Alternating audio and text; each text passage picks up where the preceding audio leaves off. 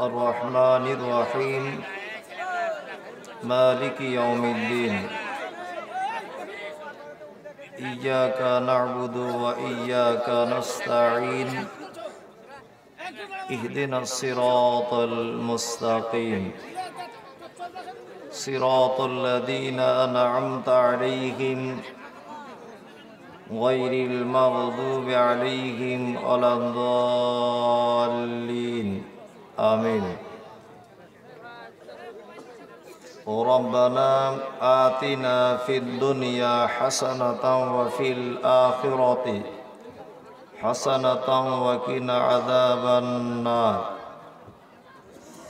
ربنا ظلمنا أنفسنا وإن لم تغفر لنا وترحمنا لنكونن من الخاسرين آمين اللهم صل على محمد وعلى آل محمد كما صليت على إبراهيم وعلى آل إبراهيم إنك حميد مجيد اللهم بارك على محمد وعلى آل محمد كما باركت على إبراهيم وعلى آل إبراهيم إنك حميد مجيد رب اشرح لي صدري ويسر لي أمري واحلل عقدة من لساني يفقه قولي ربي زدني علما وقال الله تعالى أعوذ بالله من الشيطان الرجيم وما خلقت الجن والإنس إلا ليعبدون وقال الله تعالى أعوذ بالله من الشيطان الرجيم بسم الله الرحمن الرحيم تبارك الذي بيده الملك وهو على كل شيء قدير الذي خلق الموت والحياة ليبلوكم أيكم أحسن عملا وهو العزيز الغفور আজকের জলসার সুযোগ্য নির্বাচিত যোগ্যতম সভাপতি আপনাদের মুর্শিদাবাদ জেলার কৃতি সন্তান ফজিলাতুল শেখ জনাব ইসমাইল মাদানী হাফিজাহুল্লাহ আছেন আজকের জলসার অতিথিবৃন্দ, অত্র মাদ্রাসার কর্তৃপক্ষ, শিক্ষক মণ্ডলী, শ্রোতা হিসেবে যারা এসেছেন, চলে গেছেন, আসছেন, নারী পুরুষ আবাল বৃদ্ধ বনিতা নির্বিশেষে সকলকে জানাচ্ছি আন্তরিক শুভেচ্ছা, ভালোবাসা, প্রেম, মোবারকবাদ, ধন্যবাদ, সাধুবাদ, স্নেহাশিস যথাক্রমে শ্রেণীগতভাবে। আলহামদুলিল্লাহ, আমি আল্লাহর প্রশংসা আদায় করেছি আরবিতে, তথাপিও আমি একজন বাঙালি, সেই হিসাবে বাংলাতে আল্লাহর প্রশংসা আদায় করছি যিনি আমাদেরকে এক মাদ্রাসা কেন্দ্রিক আয়োজিত দিনী সভাতে উপস্থিত হয়ে হাদিস এবং কোরআনের আলোকে আলোচনা শোনার তৌফিক দান করেছেন। সংক্ষিপ্ত আকারে সকলেই ঠোঁট দুটোকে হেলিয়ে দিয়ে বলি আলহামদুলিল্লাহ। অতঃপর বিশ্ববরেণ্য নেতা, বহিপ্লবিক প্রণেতা, সৈয়দুল মুরসালিন, ইমামুল আম্বিয়া, নবী মুহাম্মদ রাসূলুল্লাহ সাল্লাল্লাহু আলাইহি ওয়াসাল্লামের উপর অজস্র দরুদ শান্তির ধারা বর্ষিত হোক। আল্লাহুম্মা আমিন, আল্লাহুম্মা সাল্লি আলাইহি। আলহামদুলিল্লাহ, এতক্ষণ পর্যন্ত আপনারা হাদিস এবং কোরআনের আলোকে অনেক মূল্যবান কথা শ্রবণ করেছেন। আল্লাহ যে সমস্ত বক্তাগণ সহিহ হাদিস এবং কোরআনের আলোকে আলোচনা রেখেছেন, আমাদের সকলকেই বেশি বেশি করে মানার সিফাত তৌফিক দান করো, আমিন। আমি আপনাদের সামনে দুটি আয়াত, তিনটি আয়াত সর্বমোট তেলাওয়াত করেছি। এই আয়াতগুলিকে কেন্দ্রবিন্দুতে রেখে কিছু কথা আলোচনা রাখবো। মা তৌফিক ইল্লা বিল্লাহ, আলাইহি তাওয়াক্কালতু ওয়া ইলাইহি উনীব। এই সামনে যারা বসে আছেন চিল্লামিল্লি করবেন না। একটা কাজ করুন, নয় ক্যামেরা হটিয়ে দেন, আর না বারবার খুঁজি খুঁজি করে লাভ নেই। তাহলে ওটা আগে থেকে করতে হতো। এখন ক্যামেরাটা খুলতে গেলেও তো 2 ঘন্টা টাইম লেগে যাবে। তার যা জিলাপির মতো পেঁচ লেগেছে। আপনারা ক্যামেরা লাগাতেও দিয়েছেন, অথচ অসহ্য বোধ করবেন, এটা কেমন? প্রথমেই বলে দিতে হতো যে ক্যামেরা লাগানো যাবে না। তবে ক্যামেরা লাগালে দুটো জিনিসের উপকার আছে। হয়তো ক্ষণিকের অসুবিধা হচ্ছে, এক, পরবর্তীতে এর থেকে কিছু শুনতে পাবেন, আর দুই, যে সমস্ত মাদ্রাসা বা প্রতিষ্ঠানের জলসাগুলি হয়, এই প্রতিষ্ঠান সম্পর্কেও মানুষ অনেক জানতে পারে। এই যে শিক্ষা প্রতিষ্ঠানগুলি রমজান মাসে চেক বিল নিয়ে বিভিন্ন জায়গায় আদায় টাদায় করতে যায় না, যাই তো, তখন কেউ যদি সন্দেহ করে বা মাদ্রাসা নেই, এরকম কিছু বদমাশ লোক আছে যারা ধরে, তখন বলতে পারবেন যে দেখুন সোশ্যাল মিডিয়াতে আমাদের মাদ্রাসাটা, এগুলো অনেক উপকারও আছে। ওই জন্য বিরক্ত হয়ে লাভ নেই, একদিনের ব্যাপার, এখনই যে যার বাড়ি চলে যাবে। আলহামদুলিল্লাহ, সর্বপ্রথম একটা জিনিস জেনে রাখা খুব ভালো হবে যে পৃথিবীতে উদ্দেশ্য ছাড়া কেউ কোনো কাজ করে না, কেউ করে না। উদ্দেশ্য ছাড়া যদি কেউ কোনো কাজ করে, মানুষ তাকে পাগল বলে।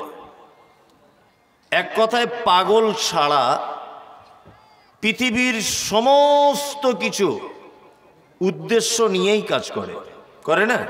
করে। আমি এখানে এসেছি সুদূর কলকাতা থেকে, তা আসার সাথে সাথে আপনি আমাকে 1 গ্লাস পানি দিলেন, আমি পানিটা পান করলাম। এই পানিটা দেওয়ার পিছনে আপনার একটা মহৎ উদ্দেশ্য আছে। উদ্দেশ্যটা কি?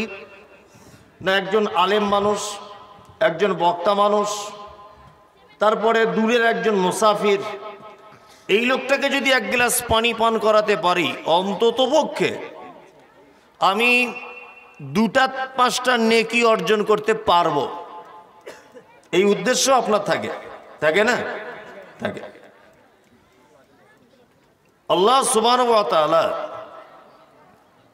এই সারা পৃথিবীতে যা কিছু বানিয়েছেন, প্রতিটা জিনিস বানানোর পিছনে একটা মহা উদ্দেশ্য রয়েছে, আছে না নেই? আছে।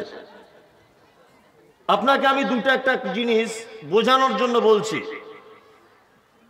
আচ্ছা, পৃথিবীতে মানুষ ছাড়া যত প্রাণী রয়েছে, সমস্ত প্রাণীকে এবং সমস্ত কিছুকে মানুষের উপকারের জন্য বানানো হয়েছে না ক্ষতির জন্য?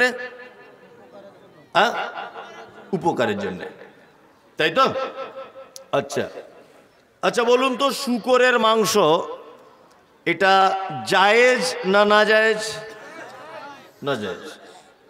কুরআন কি বলছে? ইন্নামা হাররামা আলাইকুমুল মাইতাতা ওয়াদ-দামা ওয়া লাহমাল খিনজির। এখানে আল্লাহ অনেক কথা বলেছেন, তার মধ্যে একটা বলেছেন লাহমাল খিনজির, অর্থাৎ শূকরের মাংসকে তোমাদের জন্য নিষিদ্ধ করে দেওয়া হলো। 1 নাম্বার 2, দেখুন আমি কিন্তু সুর করে করে বক্তব্য রাখা আস্তে আস্তে করে ছেড়ে দিচ্ছি। আমি একটা একটা করেই বলছি, যদি আপনার ভালো মনে হয় আপনি শুনতে থাকুন।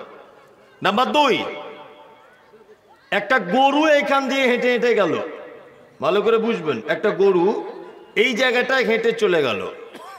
আচ্ছা বলুন তো, আপনি যদি তার 5 মিনিট পরে ওই জায়গাটায় নামাজ পড়ার মনস্থির করেন, তাহলে নামাজ বৈধ না অবৈধ? বৈধ। ইয়েস, ঠিক বলেছেন।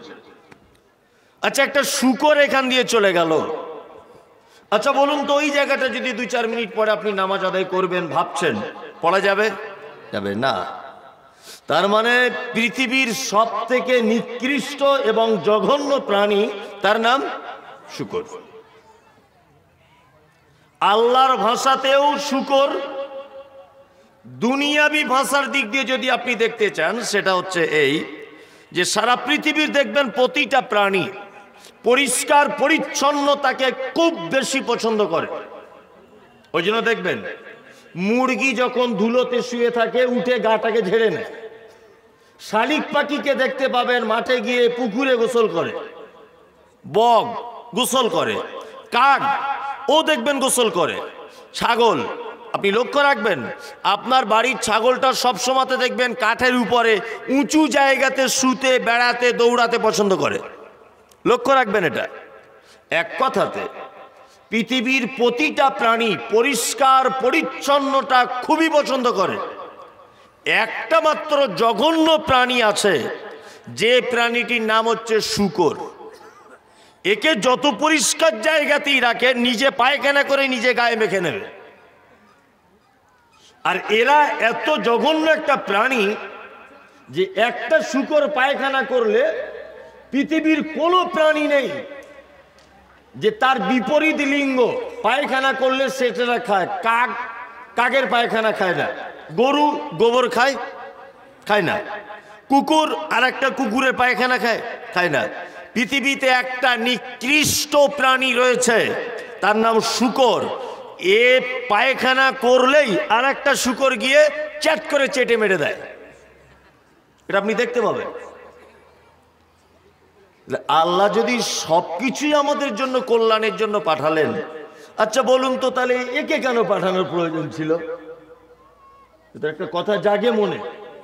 এ হারাম, এর চামড়া হারাম, এর রক্ত হারাম, এ যে জায়গা দিয়ে চলাফেরা করে জায়গাটা নামাজ পড়ার অযোগ্য, এ সব থেকে ঘৃণিত প্রাণী। তাহলে একে আমাদের কি উপকার আছে? এতে এর কোন উপকার আছে? নাই।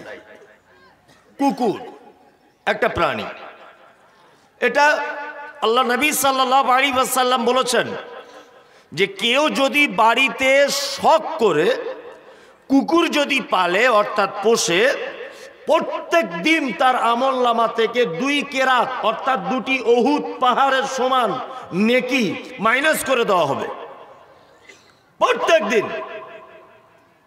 অনেকজন আছেন বাড়িতে কুকুর পালেন, কোনো প্রয়োজন নেই, তারপরেও বাড়িতে কুকুর রেখে দিয়েছেন। অনেক লোক আছে, কাল সকালে ঝাঁটা মেরে ওকে বিদায় করুন। হ্যাঁ, প্রশিক্ষণ প্রাপ্ত কুকুর ইসলামে পোষা জায়েজ আছে, অপ্রশিক্ষণ প্রাপ্ত কুকুর নয়। তাহলে কুকুর, আমাদের নবী মুহাম্মদ সাল্লাল্লাহু আলাইহি ওয়াসাল্লাম তিনি বলেছেন যে কোনো পান পাত্রে অর্থাৎ থালাতে, হাঁড়িতে, বাসনে কোনো জায়গায় যদি একটা কুকুর যদি একবার যদি জিভ দিয়ে চেটে দেয়, একবার পানি দিয়ে ধৌত করবে, 2 বার ধৌত করবে, 3 বার করবে, 4 বার করবে, 5 বার করবে, 6 বার করবে, 7 বারের মাথাতে হলেও তাকে ভালো করে মাটি দিয়ে ঘষে মেজে নিতে হবে। কারণ চিকিৎসা বিজ্ঞানীরা এটা প্রমাণ করছে যে কুকুরের লালাতে এত জার্ম, এত জীবাণু রয়েছে, মানব দেহের ভিতরে যদি প্রবেশ করে যায় তাহলে খুব অতি সত্বর সে জলতঙ্ক রোগে আক্রান্ত হবে। তার মানে কুকুর একটা মারাত্মক প্রাণী। আচ্ছা বলুন, এবার আপনাকে জিজ্ঞেস করছি, আচ্ছা বলুন তো এই দুটো প্রাণী আমাদের জন্য কি জন্য বানানো হলো? এই দুটো সবই তো খারাপ, তাই না? এ মানুষের উপকার করে কি? অবশ্যই করে। আচ্ছা বলুন যে সারা পৃথিবীতে আপনাদের গ্রামটার নাম কি? রসুলপুর। আচ্ছা রসুলপুর এলাকায় সবাই যদি নবগ্রাম থানার স্কুল মাস্টার, কেউ দুবাইয়ে থাকে, কেউ আফ্রিকায় থাকে, কেউ লন্ডনে থাকে, কেউ আপনার ফ্রান্সে, কেউ জার্মান, কেউ মালয়েশিয়া, কোটি কোটি কোটি কোটি কোটি কোটি টাকার লোক নবগ্রাম থানার প্রত্যেকটা মানুষ। আচ্ছা বলুন তো সবাই যদি ধনী হয়ে যায় তাহলে এই এলাকায় গন্ধতে টেকা যাবে? যাবে? কিসের গন্ধ? পায়খানার গন্ধ। পায়খানার। স্কুল মাস্টার তো নিজের পায়খানার চেম্বার পরিষ্কার করতে পারবে? পারবে? পারবে না। সবাই যদি চাকরি বাকরি পায় তাহলে পায়খানার চেম্বারগুলো পরিষ্কার করবে কে? তার মানে সমাজে মেথরেরও প্রয়োজন আছে, আছে না নেই? তা আল্লাহ সুবহানাহু ওয়া তাআলা কুকুরকে দিয়ে মেথরের ডিপার্টমেন্টটা দিয়েছে। যে আমার বান্দারা মজা করে গরুর গোস্ত খাবে জলসাতে, ফেলবে, ওটা যদি থাকে গন্ধ হবে, জীবাণু তৈরি হবে, মানুষ মারা যাবে, রোগে আক্রান্ত হবে, তুই গিয়ে চং করে খেয়ে নিবি ওটা। তার মানে ম্যাথরের ডিপার্টমেন্ট পালন করছে কে? কুকুর। তার মানে বোঝা গেল যে পৃথিবীতে অপদার্থ কেউ নয়, কেউ না। শূকর, তার ভিতর অনেক কল্যাণ আছে, এটা বলতে গেলে অনেক টাইম লাগবে, আমি ওদিকে যাচ্ছি না, অন্য আলোচনাতে শুনে নেবেন। আমি শূকরের অনেক উপকারের দিক বলে দিয়েছি। এবার আপনাকে যেটা বলতে চাচ্ছিলাম সেটা হচ্ছে এই, যে সারা পৃথিবীতে আল্লাহ সুবহানাহু ওয়া তাআলা যা কিছু বানিয়েছেন উদ্দেশ্য ছাড়া কি বানাননি। এইবার আপনাকে বলছি, সারা পৃথিবীর সব থেকে উৎকৃষ্ট প্রাণী আল্লাহর নিকটে কে? কে? মানুষ, তাই তো? আচ্ছা, আমাদের তৈরি করা বা আমাদের পৃথিবীতে পাঠানোর উদ্দেশ্যটা কি? উদ্দেশ্য আছে তো? আছে। উদ্দেশ্য সম্পর্কে আল্লাহ তাআলা বলছেন যে আমা খলাকতুল জিন্না ওয়াল ইনসা ইল্লা লিয়াবুদুন, আমি মানুষ এবং জিনকে পৃথিবীতে এই কারণে পাঠালাম, এই জন্য তাদেরকে আমি তৈরি করলাম যে তারা শুধুমাত্র আমার ইবাদত করবে। শুধুমাত্র কি করবে? ইবাদত। এবার আপনাকে বলছি, ইবাদত বলতে আপনি কি বোঝেন? ইবাদত বলতে আপনি বোঝেন নামাজ পড়া, হজ করা, যাকাত দেওয়া, কলেমা পড়া, এইগুলোই মনে হয় ইবাদত, তাই তো? আমি মুমতাজুল ইসলাম আপনাকে ইবাদতটা কাকে বলে এটা বলে দিয়ে যাচ্ছি। এক, আচ্ছা আপনার নখ কাটেন, নখ হাতের কাটেন তো? হ্যাঁ, সোমবারের দিন নখ কাটবেন, একটাও নেকি পাবেন না। ওই নখটা আপনি শুক্রবারে কাটেন, ওটা ইবাদত। কারণ আল্লাহ নবী সাল্লাল্লাহু আলাইহি ওয়াসাল্লাম শুক্রবারের দিন নখ আর চুল কাটতেন। কি বললাম বুঝলেন না? শুধুমাত্র স্থান পরিবর্তন করে দেন। স্থান পরিবর্তন করে দিলে আপনার কাজটা সুন্নতে রূপান্তরিত হবে, আর স্থান পরিবর্তন করে দিলেই সুন্নতটা বেদাতে রূপান্তরিত হবে। দৃষ্টান্ত আপনাকে দিই। আচ্ছা বলুন তো, জিলাপি খাওয়া, জিলাপি খাওয়া জায়েজ না না জায়েজ? একটু জোরে বলুন। জায়েজ, তাই তো? হ্যাঁ। আচ্ছা, এই জিলাপিটা আমি জলসা থেকে কিনে নিয়ে যদি কোনো মাজারে গিয়ে মানত করে দিই, বলুন তো জিলাপিটা খাওয়া জায়েজ না হারাম? ইয়েস। তার মানে জিলাপি হারাম নয়, স্থানটা হারাম, শুধু স্থানের পরিবর্তন ওই জন্য হারাম, তাই না? আর একটা জিনিস আপনাকে দেখাই, দেখুন আমাকে তো তুলেছে রাত 11টায়, আপনি ধৈর্য ধরে বসতে পারেন, আমি অনেকক্ষণ বলবো। আর যদি আমি বুঝতে পেরে যাই যে অসহ্য হয়ে যাচ্ছে মানুষ, তাহলে আমি এমন জায়গায় আলোচনা শেষ করে দিব যে আপনার অতৃপ্তিকর ব্যাপার থেকে যাবে, তৃপ্তি হবে না। তা ধৈর্য ধরে সোশ্যাল মিডিয়ায় দেখেন, আজকে ডাইরেক্ট যখন দেখছেন সাপ ব্যাং যাই বলি, একটু ধৈর্য ধরে বসে থাকুন, এটা আপনার কাছে অনুরোধ। ভালো না লাগলেও বসুন।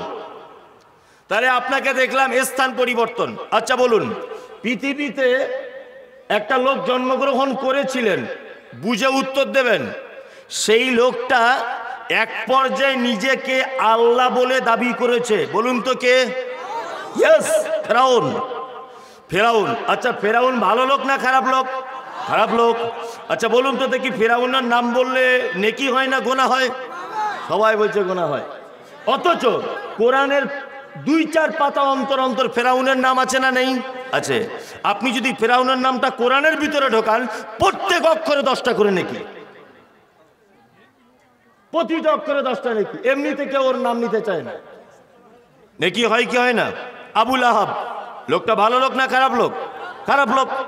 এর নাম আমরা কেউ বলতে চাই না, কিন্তু কোরআনে প্রায় নামাজে আমরা মুসল্লিরা এই সূরাটা পাঠ করি। কি? তাব্বাত ইয়াদা আবি লাহাবি ওয়া তাব্বা। আবি লাহাবের নাম এসেছে, প্রত্যেক অক্ষরে কটা করে নাকি? 10টা।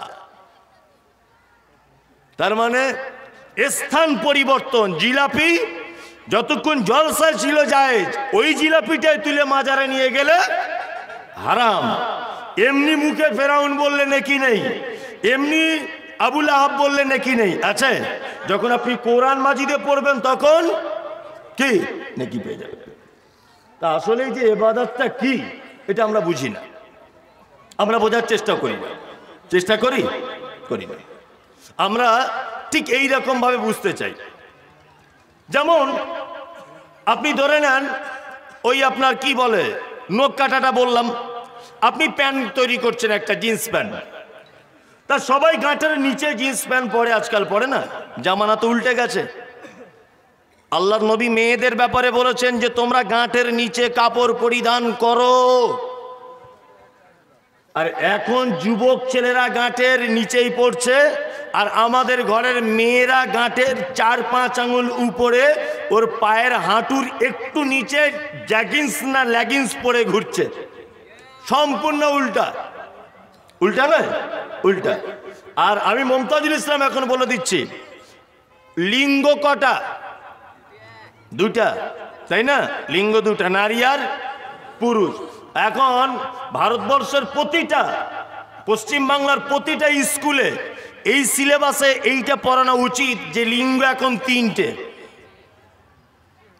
এখন দেখবেন কিছু মেয়ে ছেলে আছে, তাদের বোঝা যায় না যে পুরুষ না এ মেয়ে ছেলে। আবার কিছু বেটা ছেলে আছে, তাকেও বোঝা যায় না যে মেয়ে ছেলে না বেটা ছেলে।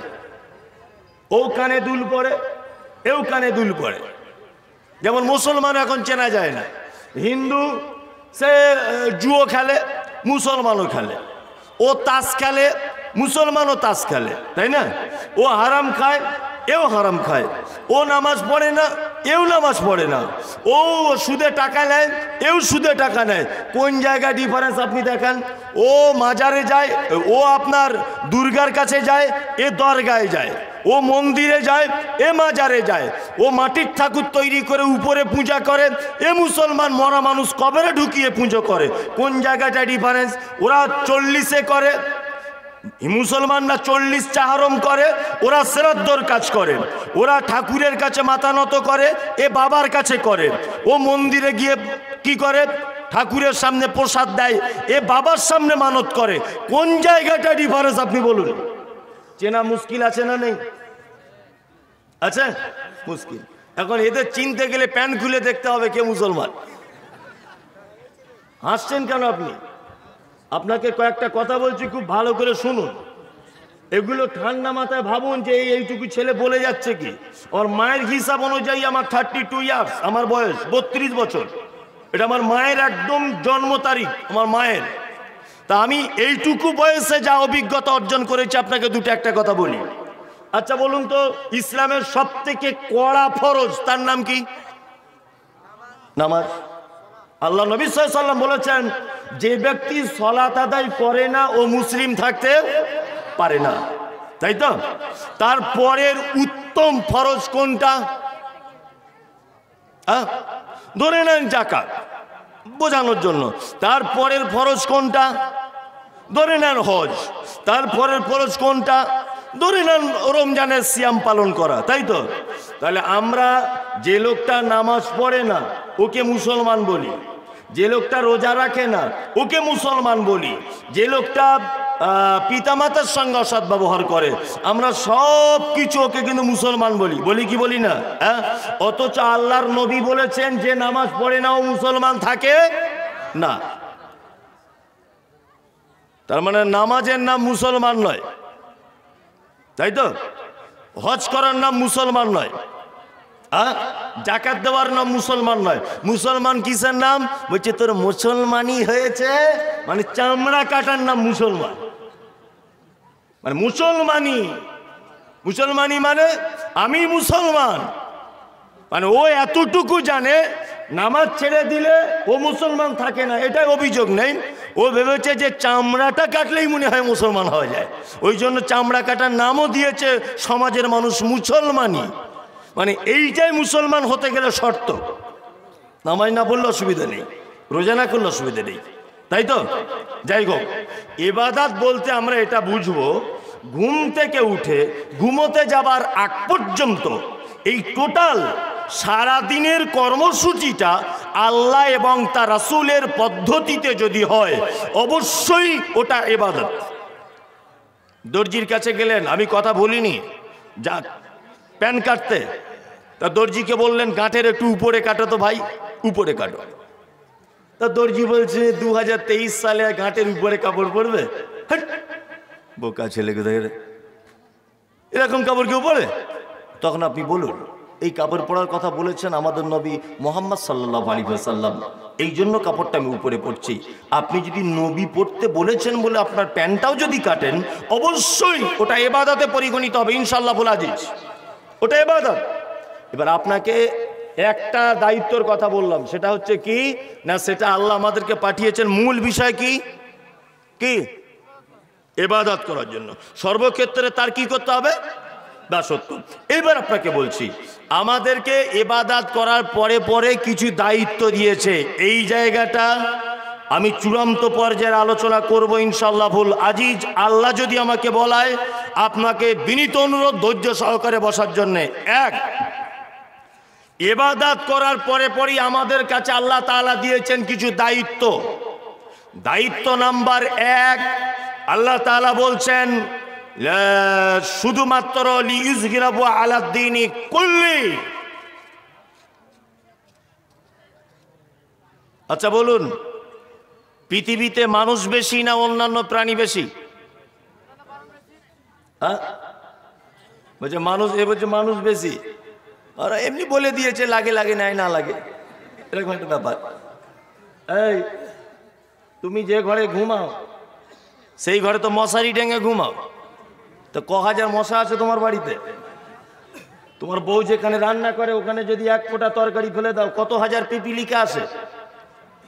তোমার বাড়ির মেম্বার 4 জন, তোমার বউয়ের হাঁস মুরগি আছে 20টা, তাই না? তার মানে পৃথিবীতে কি মানুষের থেকে অন্যান্য প্রাণী বেশি। এই জায়গায় একটা কথা বলে দিচ্ছি, ভালো করে মনে রাখেন। এক, আচ্ছা পবিত্র আল কোরআনুল কারিমে এই কথা আল্লাহ বলেছেন, ইউসাব্বিহু লিল্লাহি মা ফিস সামাওয়াতি ওয়া মা ফিল আরদ। এটা আছে কোরআনে? আছে। আল্লাহ তাআলা বলছেন আসমান জমিন যেখানে যা কিছু আছে, যেভাবে আছে সব কিছু আমার তাসবিহ বর্ণনা করে, সবাই আমার ইবাদত করে। করে কি করে না? করে।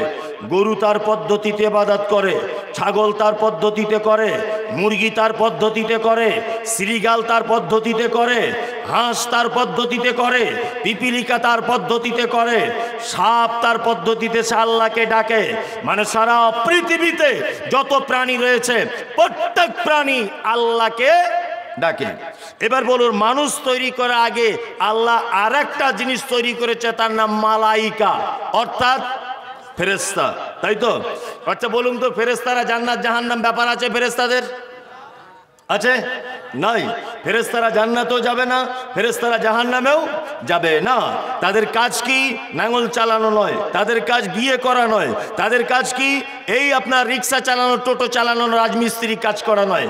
তাদের কাজ শুধুমাত্র আল্লাহর ইবাদত করবে, এটাই তাদের কাজ। তাহলে পৃথিবীতে এত প্রাণী আল্লাহর ইবাদত করলো, আল্লাহর মন ভরল না। ফেরেশতারা 24 ঘন্টা আল্লাহর ইবাদত করছে, তাতেও আল্লাহর মন ভরল না। আমাদের মতো ঝগড়াতে বদমাইশ বান্দাগুলোকে কেন তৈরি করতে হলো? কি চাইছে আল্লাহ আমাদের কাছ থেকে? আল্লাহ আমাদের কাছ থেকে একটা জিনিস চাইছে, যেটা গরুর পক্ষে সম্ভব নয়, ছাগলের পক্ষে সম্ভব নয়, হাঁস মুরগির পক্ষে সম্ভব নয়। সেটা কি? আল্লাহ তাআলা বলছেন লিইয়ুযহিরাহু আলাদ-দীনি কুল্লি। পৃথিবীতে তোমাকে পাঠানো হয়েছে এই কারণে তোমাকে পৃথিবীতে পাঠানো হয়েছে। কারণটা কি?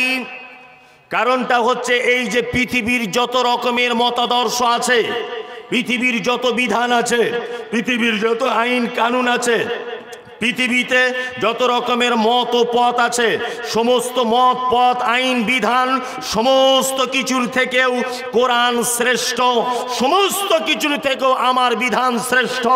এইটা প্রমাণ করে পৃথিবী থেকে তোমাকে বিদায় নিতে হবে, তার আগে নয়। এটা গরুর পক্ষে সম্ভব নয়, ছাগলের পক্ষে সম্ভব নয়, হাঁস মুরগির পক্ষে সম্ভব নয়। আল্লাহ তাআলা বলছেন লিইয়ুযহিরাহু আলাদ-দীনি কুল্লি। পৃথিবীতে তোমাকে পাঠিয়েছে এই কারণে সারা পৃথিবীর সমস্ত মতাদর্শের উপরে ইসলাম শ্রেষ্ঠ, এইটা প্রমাণ করে দিয়ে তবে আমার কাছে তোমাকে আসতে হবে, তাছাড়া এসে কোনো লাভ নাই। ইসলাম শ্রেষ্ঠ এইটা প্রমাণ করতে হবে। এইবার আপনাকে একটা কথা বলছি, শুনে নেন। আচ্ছা বলুন তো, রাস্তায় যখন চলেন হাদিস কোরআন অনুযায়ী ডান দিকে চলা সুন্নত না বাম দিকে? ডান দিকে। আচ্ছা আপনি চলেন কোন দিকে? বাম দিকে। তাহলে অ্যাক্সিডেন্ট হওয়ার সম্ভাবনা আছে না অ্যাক্সিডেন্ট হবেই? কোনটা হবেই? যদি অ্যাক্সিডেন্ট হয়ে যাবার পাবলিক আপনাকেই মারবে।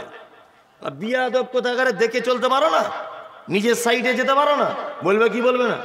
ইন্স্যুরেন্স কোম্পানি 1 টাকাও ক্লেম আপনাকে দিবে না, কারণ আপনি রং সাইডে হাঁটছেন। তার মানে নবীজি বলেছেন ডান দিকে চলা সুন্নাত, তাই তো?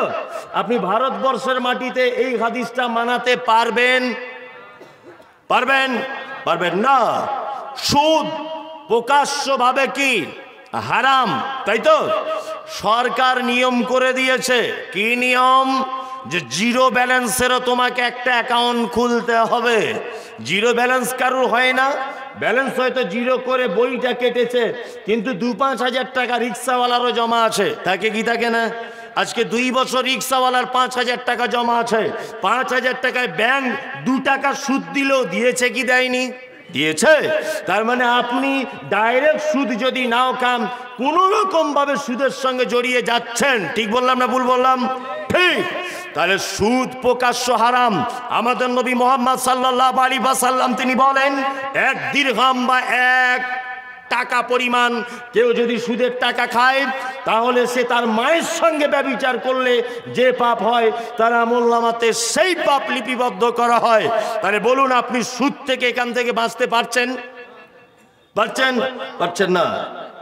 কারণ আমাদের দেশের পঞ্চায়েত থেকে শুরু করে প্রধানমন্ত্রী, রাষ্ট্রপতি পর্যন্ত একটা লোকও কোরআনের পক্ষে নেই।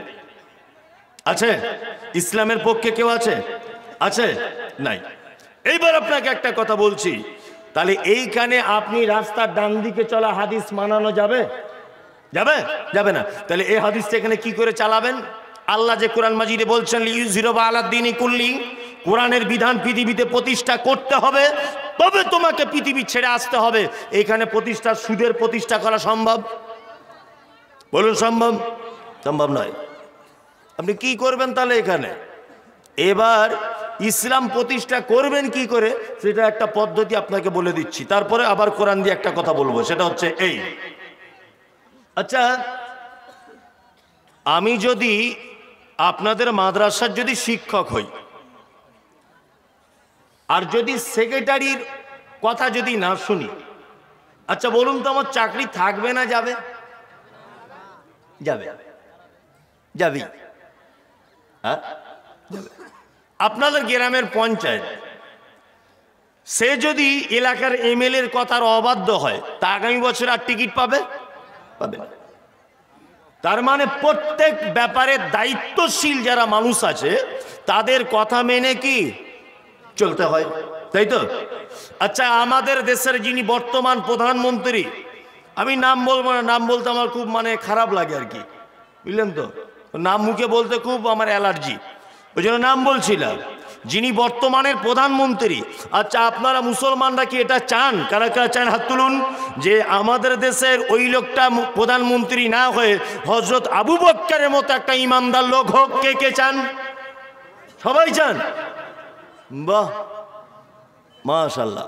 আমাদের রাজ্যের মুখ্যমন্ত্রী যিনি, এই মহিলাটি না হয়ে যদি এইখানে আম্মাজান আয়েশার মতো কোনো মহিলা হতেন, আম্মাজান খাদিজার মতো কোনো মহিলা হতেন, এটা আমরা চাই কি চাই না? চাই। বা আপনারা তো ভালো বোঝেন, বুদ্ধি তো আপনার খুব চাঙ্গা, ভালোই বুঝতে পারছেন। তার মানে আপনারা চান যে দেশের সরকার কে হোক? আবু বকরের মতো হোক, হাদিস কোরআন দিয়ে দেশ চালাবে, তাই তো? তাই তো? রাজ্যের মুখ্যমন্ত্রী কে হোক? আয়েশার মতো হোক, আম্মাজান খাদিজার মতো হোক, হাদিস কোরআন দিয়ে চালাবে রাজ্যটা, তাই না? এই এবার আপনাকে বলছি, গোটা বডিটার অঙ্গ প্রত্যঙ্গের একটা একটা অঙ্গের এক একটা ডিপার্টমেন্ট আছে না? আছে। যেমন হাত, হাতের যে কাজ আছে চোখ সে কাজ পারে না, পারে? চোখ যে কাজ আছে কানের সে কাজ হয়? হয় না। এই টোটাল অঙ্গ প্রত্যঙ্গটার যে কটা অঙ্গ প্রত্যঙ্গ আছে, এই অঙ্গ প্রত্যঙ্গটার নাম হচ্ছে একটা গ্রাম, এর নাম হচ্ছে একটা ঘর, এর নাম হচ্ছে একটা পরিবেশ, এর নাম একটা ইউনিভার্সিটি, এর নাম একটা স্কুল, এর নাম একটা রাজ্য, এর নাম একটা দেশ। আপনি ধরে নিতে পারেন এই 3.5 হাত বডিটা এটা একটা দেশ, আপনি ধরে নেন। আচ্ছা বলুন তো এই দেশের প্রধানমন্ত্রীর নাম কি? বোকা কোথাকারে, ব্রেন, ইয়েস।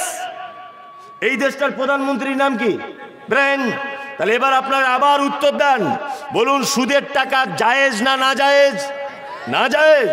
আমি কাল সকালবেলা আপনার থেকে সুদে টাকা নিয়েছিলাম, কাল সুদের লভ্যাংশটা আপনাকে আমি দিতে যাচ্ছি। ভাই তুমি যে সুদের টাকাটা পাবে নাও, আপনার হাতটা বাড়ালেন, আপনার ব্রেন বারবার বলছে এই খুব সাবধান। মমতাজুল ইসলাম কালকে বলে গেছে সুদ হারাম, ইসমাইল মাদানি বলেছে সুদ হারাম, তো চাম তুলে দিব হাত, সুদের টাকা গ্রহণ করবি না। আচ্ছা বলুন তো দেখি, এক সপ্তাহ, আজকে কি বার? মঙ্গলবার।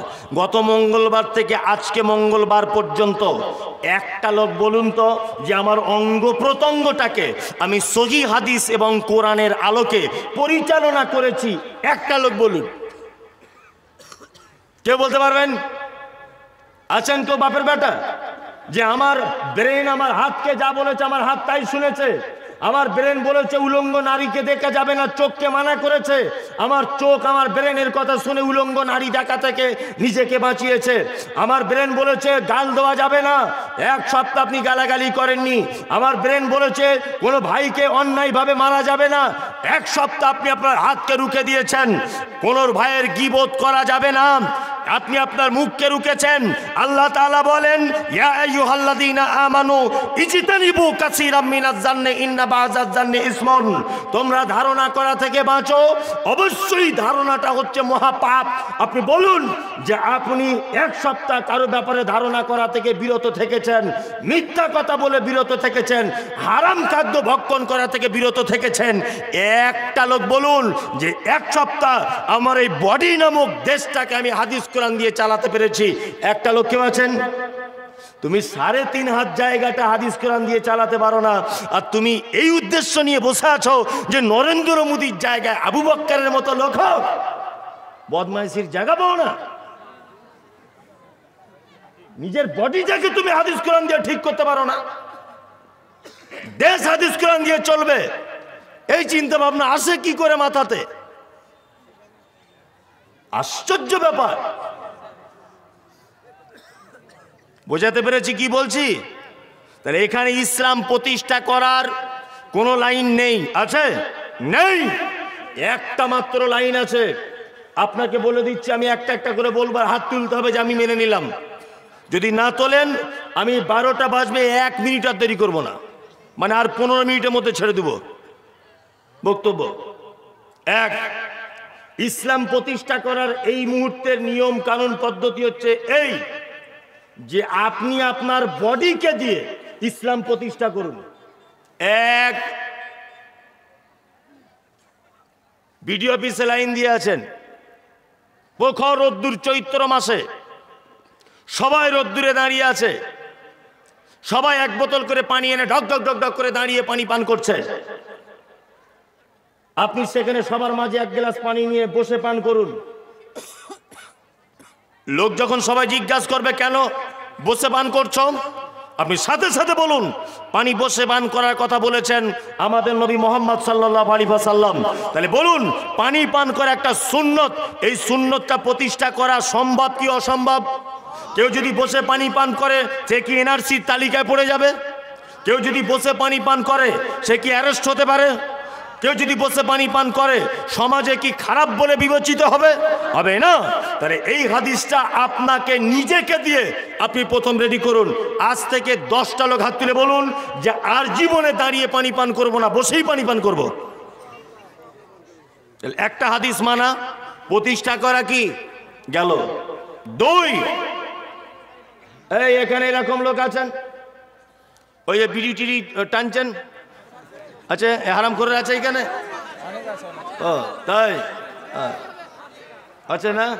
আছে, হ্যাঁ বুঝে বেশি আছে, বেশি আছে, মাশাআল্লাহ। এই শুনুন, ইসলাম প্রতিষ্ঠা হচ্ছে আপনার বডি দিয়ে। আচ্ছা বলুন তো বিড়ি পান করা যে পাপ, এটা বডির সঙ্গে সম্পর্ক কি সম্পর্ক নাই? বডির সঙ্গে সম্পর্ক তো। তাহলে এইটা কি ছেড়ে দেওয়া সম্ভব হবে? হবে? যারা যারা বলছে হবে এরা কেউ বিড়ি পান করে না, যারা করে ওরা কেউ হাত তোলেনি। কি বলছি বুঝতে পারছেন না? হ্যাঁ, এরা কেউ বিড়ি পান করেনি, মানে হ্যাঁ হ্যাঁ, মানে আমরা খুব চালাক। কিছু লোক আছে দেখবেন ফরজ নামাজ পড়ে না, ফরজ নামাজ পড়ে না, অথচ শবে বরাতের নামাজে মসজিদে দেখবেন দুদিন আগে ইট দিয়ে রেখে এসছে কাতারে, ওই যে এই লাইনে দাঁড়াবি না, ওইখানে আমি দাঁড়াবো। ঈদের দিনে দেখবেন ফক্স সেন মেরে সবার আগে ঈদগাহে বসে আছে, জীবনে ফরজ নামাজ পড়ে না। মানে এদের অবস্থাটা ঠিক কেমন জানেন? একটা লোক মাথায় টুপি দিয়েছে, আতরও মেখেছে, কিন্তু লুঙ্গি পরে নেই, ন্যাংটো হয়ে আছে। আচ্ছা বলুন তো, ল্যাংটো হয়ে কেউ যদি মাথায় টুপি দেয়, এ টুপি দেওয়ার কাজ আছে? টুপি দেওয়া কি সুন্নত না ফরজ নাকি? হ্যাঁ, কিছুই নয়, সৌন্দর্যের জন্য দেয়, আমি ধরে নিলাম এটা সুন্নত। আর কাপড় পরাটা কি? লজ্জাস্থান ঢেকে রাখা কি ফরজ? ও ফরজের বেলায় আগলা, ও মাথায় টুপি দিয়ে ঘুরছে। তা আমাদের মধ্যে কিছু মুসলমান এইরকম আছে, বলছে ওরে বেশি ফটর ফটর করিস না, 27 বছর নামাজ পড়ছি, 27 বছর। মমতাজুল ইসলাম বক্তা তো, ওর বয়স কত? ওর জন্ম হয়নি তখন থেকে নামাজ পড়ছি। অথচ এক টান যদি লোকটা বিড়ি টেনে দিয়েছে, 40 দিন করে নামাজ তার লাল কালি দিয়ে বাতিল করে দেওয়া হবে। কতদিন? তার মানে হিসাব করে দেখা গেল এক ওয়াক্ত নামাজ কবুল হয়নি। হয়েছে?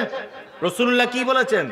একবার যদি কেউ নেশাদার দ্রব্য যদি পান করে, তাহলে 40 দিন তার কোনো ইবাদত আল্লাহর দরবারে কি করে হবে না? হবে না। এবার হাত তুলে বলুন যে আমি ছেড়ে দিলাম আজকে। দাঁড়ান, যারা বিড়ি টানেন না তারা কেন হাত তুলছেন? হাসছেন কেন আপনি? আমি কি হাসির কথা বললাম? হাসছেন কেন? বিড়ি পান করেন এরকম একটা লোক বলুন, আমি আজকে থেকে তওবা করে দিলাম। বিড়ি, সিগারেট, জর্দা, গুল যে যা খান, বলুন তো আজকে থেকে তওবা। তাহলে এবার আপনি ভাবুন যে জলসা দিয়ে কি হয়? একদম বেকারে সব। আপনি যদি মানতেই না পারবেন, তাহলে কি আমাকে দেখতে এসেছিলেন সোশ্যাল মিডিয়া দেখেন বলে? দেখা হয়ে গেছে, বাড়ি চলে যান। দেখুন, এখানে যদি সমীক্ষা চালানো যায়, এখানে মোটামুটি 60% মানুষ বিড়ি, সিগারেট, জর্দার সঙ্গে যুক্ত। যুক্ত কি যুক্ত নয়? যুক্ত। অথচ একটা লোকও হাত তুলতে পারলো না। আল্লাহ যে বলছেন ইউজিকিরাদিনে করলে ইসলামিক নিয়ম শ্রেষ্ঠ, পৃথিবীতে তোমাকে প্রমাণ করে দিয়ে তবে আসতে হবে। একটা লোক অন্তত বাপের বাড়ি হাত তুলুন। আপনি বিড়ি খেতেন? ও খায় না, হাত তুলছে। আর এক সমস্যা, এরা কি করে ইসলাম প্রতিষ্ঠা করবে বলুন? সম্ভব? সম্ভব বলুন? ইসলাম প্রতিষ্ঠা সম্ভব? কখনোই সম্ভব নয়। এই কথা যখনই আমি জোর দিয়ে বলতে যাব, তখন সোশ্যাল মিডিয়াতে একদল হুজুর আছে, তারা লেগে যাবে আমার বিরুদ্ধে বলতে। আচ্ছা, এতক্ষণ যা বললাম কারোর পক্ষে বিপক্ষে বলেছি বলে মনে হয়? কাল কি দেখবেন এইটাকে নিয়ে কাটিং করে বলা হবে বিড়ি কি হারাম, বিড়ি মকরু। মমতাজুল কোথায় হাদিস পেল বিড়ি হারাম, 40 দিন নামাজ হবে না? আসলে ওটা তো নয়। আমি যদি এখন বলি যে বাঁধাকপি দিয়ে গরুর গোস্ত গিয়ে রান্না করতে হবে, এটা কোন হাদিসে আছে? এখন হাদিসে পাওয়া যায়? আল্লাহ নবী যুগে কি ভাত ছিল? এখন ভাত রান্না করে খাচ্ছেন? ওইটা কথা নয়। কিছু কিছু শব্দ আছে যে শব্দ দিয়ে মুফাসসিরিনগণ টোটাল বিষয়টাকে বুঝিয়ে দিয়েছেন। যেমন আল্লাহ নবী সাল্লাল্লাহু আলাইহি ওয়াসাল্লাম বলেছেন, এমন এক নেশাদার দ্রব্য যার বেশি পরিমাণ পান করলে তোমার মাথার মস্তিষ্কটা উল্টা দিকে ঘুরে যায়, তার অল্প পরিমাণ পান করাটাও মদ। কি বললাম বুঝলেন? হ্যাঁ, জি। তাহলে আর একটা কথা বলি, সেটা কি?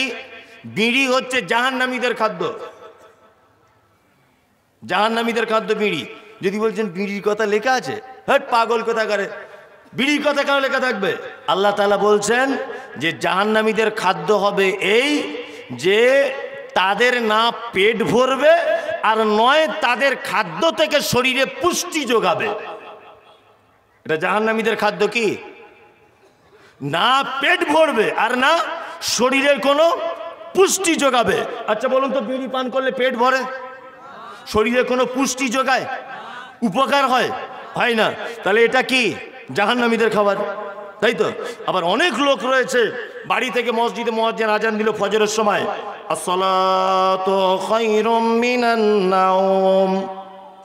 উচিত ছিল একটা মেসওয়াক করতে করতে মসজিদে যাওয়া, একটা নিবেদনাতন দিতে।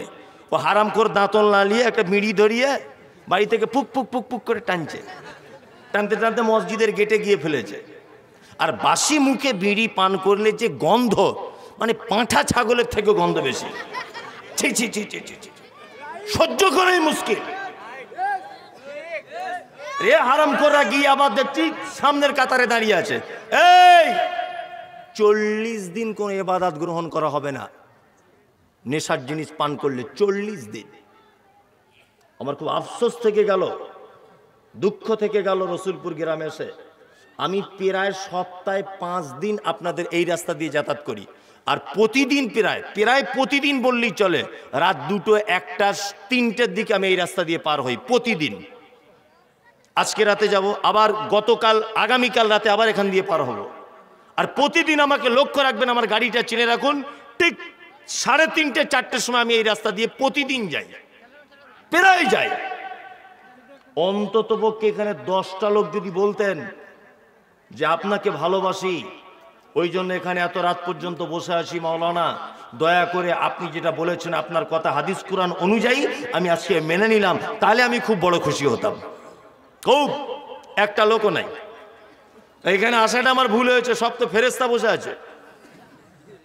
মাশাআল্লাহ, ইসলাম প্রতিষ্ঠা হবে হুজুর? হবে? জীবনেও হবে না।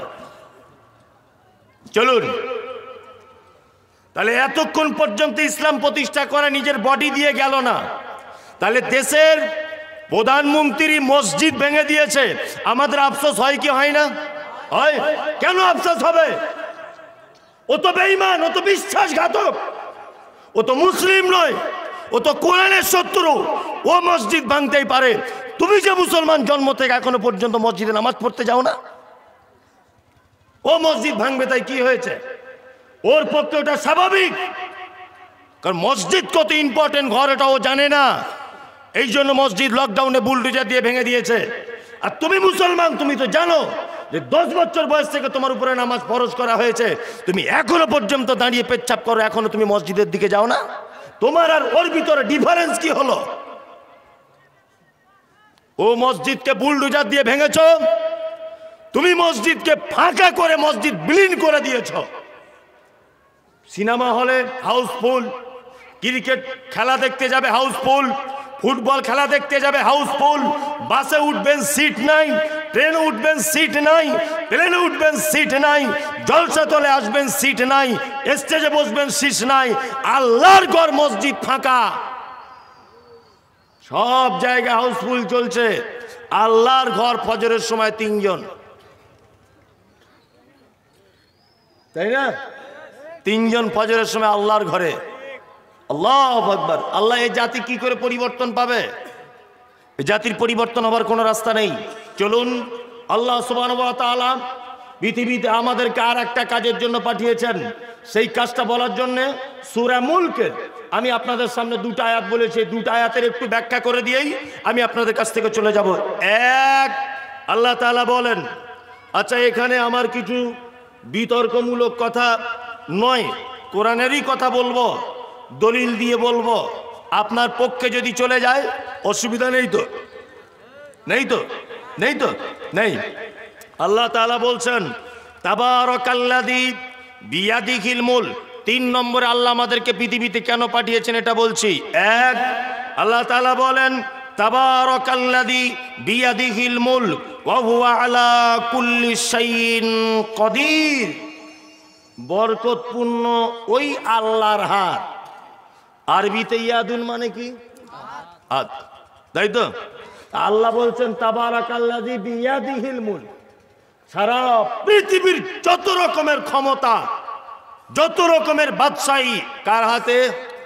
আল্লাহ, আল্লাহ, আল্লাহ। তার মানে এই জায়গাটা একটা দলিল পাওয়া গেল যে আল্লাহর হাত আছে।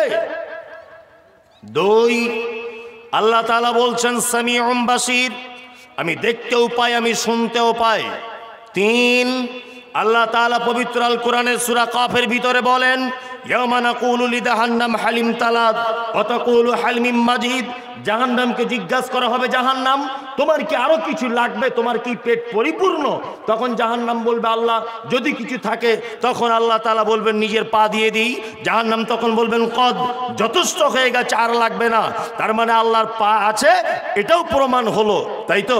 নাম্বার 4, আল্লাহ তাআলা সূরা রহমানে বলেন কুল্লু মান আলাইহা ফান ওয়া ইয়াবকা ওয়াজহু রাব্বিকা যুল জালালি ওয়াল ইকরাম। সারা পৃথিবীতে টাকাওয়ালা, ধনী মানুষ, কোটিপতি, রাজপ্রাসাদে বসবাস করে, সমস্ত কিছু ধ্বংস হয়ে যাবে। যাবে কি যাবে না? যাবে, সমস্ত কিছু ধ্বংস। আল্লাহ তাআলা পবিত্র আল কোরআনে বলেন ইজা জুলজিলাতিল আরদু জিলজালাহা, নিশ্চয়ই সারা পৃথিবীর সমস্ত সম্পদ একদিন প্রকম্পিত হয়ে থারথার করে কাঁপতে কাঁপতে নিঃস্ব হয়ে যাবে। তার একটা জ্বলন্ত প্রমাণ, গত 2 দিন আগে তুরস্কের মাটিতে একটা ভূমিকম্প দেখা দিয়েছে, দেখেছেন? 40 সেকেন্ড ভূমিকম্প হয়েছে, 40 সেকেন্ড তুরস্কের মাটিতে। কি অবস্থা! অজস্র মানুষ তাদের মাথা আটকে গেছে পিলিয়ারের তলাতে, কারোর পা আটকে গেছে, কারোর হাত ভেঙে গেছে, কেউ মারা গেছে, কোটি কোটি টাকার সম্পদ নষ্ট হয়ে গেল, হসপিটাল শেষ হয়ে গেল, পেট্রোল পাম্প শেষ হয়ে গেল, ইউনিভার্সিটিগুলো ভেঙে পড়ে গেল। 40 সেকেন্ডে যদি এই ব্যবধানে যদি এত ক্ষতি হয়, 40 সেকেন্ডের তুরস্কের মাটিতে যদি এত লীলাখিলা দেখা যায়, তাহলে বলুন আল্লাহ তাআলা বলছেন ইজা জুলজিলাতিল আরদু জিলজালাহা, যেদিন অবশ্যই ভূকম্পিত হবে সারা পৃথিবী, জিলজাল ভূমিকম্প শুরু হয়ে যাবে, সেই দিন কত কঠিন হবে। আল্লাহ তাআলা বলেন ওয়ালিমান খাফা মাকামা রাব্বিহি, আল্লাহ তাআলা বলছেন কুল্লু মান আলাইহা ফান, পৃথিবীর নির্দিষ্ট একটা টাইমে প্রতিটা সম্পদ ধ্বংস হয়ে যাবে। আল্লাহ বলছেন ওয়ায়াবকা, শুধুমাত্র বাকি থাকবে ওয়াজহু রাব্বিকা যুল জালালি ওয়াল ইকরাম। ওয়াজহুন মানে চেহারা। আল্লাহ বলছেন ওয়ায়াবকা ওয়াজহু রাব্বিকা যুল জালালি ওয়াল ইকরাম, শুধুমাত্র বাকি থেকে যাবে আমার চেহারাটা, বাকি সব কিছু ধ্বংস হয়ে যাবে। তার মানে আল্লাহর চেহারা আছে, এটাও প্রমাণ হলো। কিন্তু বর্তমানে কিছু জিলাপি হুজুর বলছে আল্লাহর আকার নাই, বলছে না? ও যে কোন চোখ দিয়ে দেখে আল্লাহ ছাড়া আর কেউ জানে না, বলছে না? বলছে আল্লাহর আকার নেই, অথচ আল্লাহ নিজের আকারের কথা নিজে বলছেন। তবে হ্যাঁ, যদি বলেন আল্লাহ হাতটা কেমন, পাটা কেমন, এ ব্যাপারে কিছু বলা যাবে না, যেমন তেমন। আল্লাহর হাত যেমন হওয়া প্রয়োজন তেমন, চোখটা যেমন হওয়া প্রয়োজন তেমন। ওয়া আলা কুল্লি শাইইন কাদির, সমস্ত কিছু ক্ষমতার মালিক কে? আল্লাহ। আপনাদের এদিকে আমফান ঝড় হয়েছিল? হয়নি। যত ঝড় হয় 3টে জেলাতে বেশি হয়, মনে রাখবেন।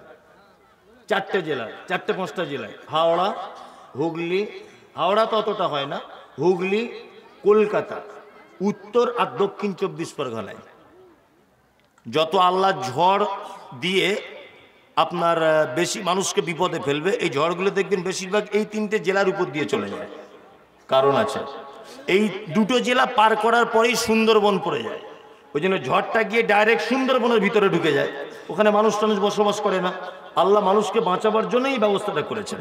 যাই হোক, আমফান ঝড়ে আমি নিজে চোখে দেখেছি, একটা আম গাছ এরকম একা ধরা যাবে না, এরকম বড় বড় আম গাছগুলি উত্তর 24 পরগনার বসিরহাট আমাদের বারাসাত এলাকাতে এইখান থেকে ওই দিকে গিয়ে ছুঁড়ে ফেলে দিয়েছে, গোড়া উপড়িয়ে, নিজে চোখে দেখা।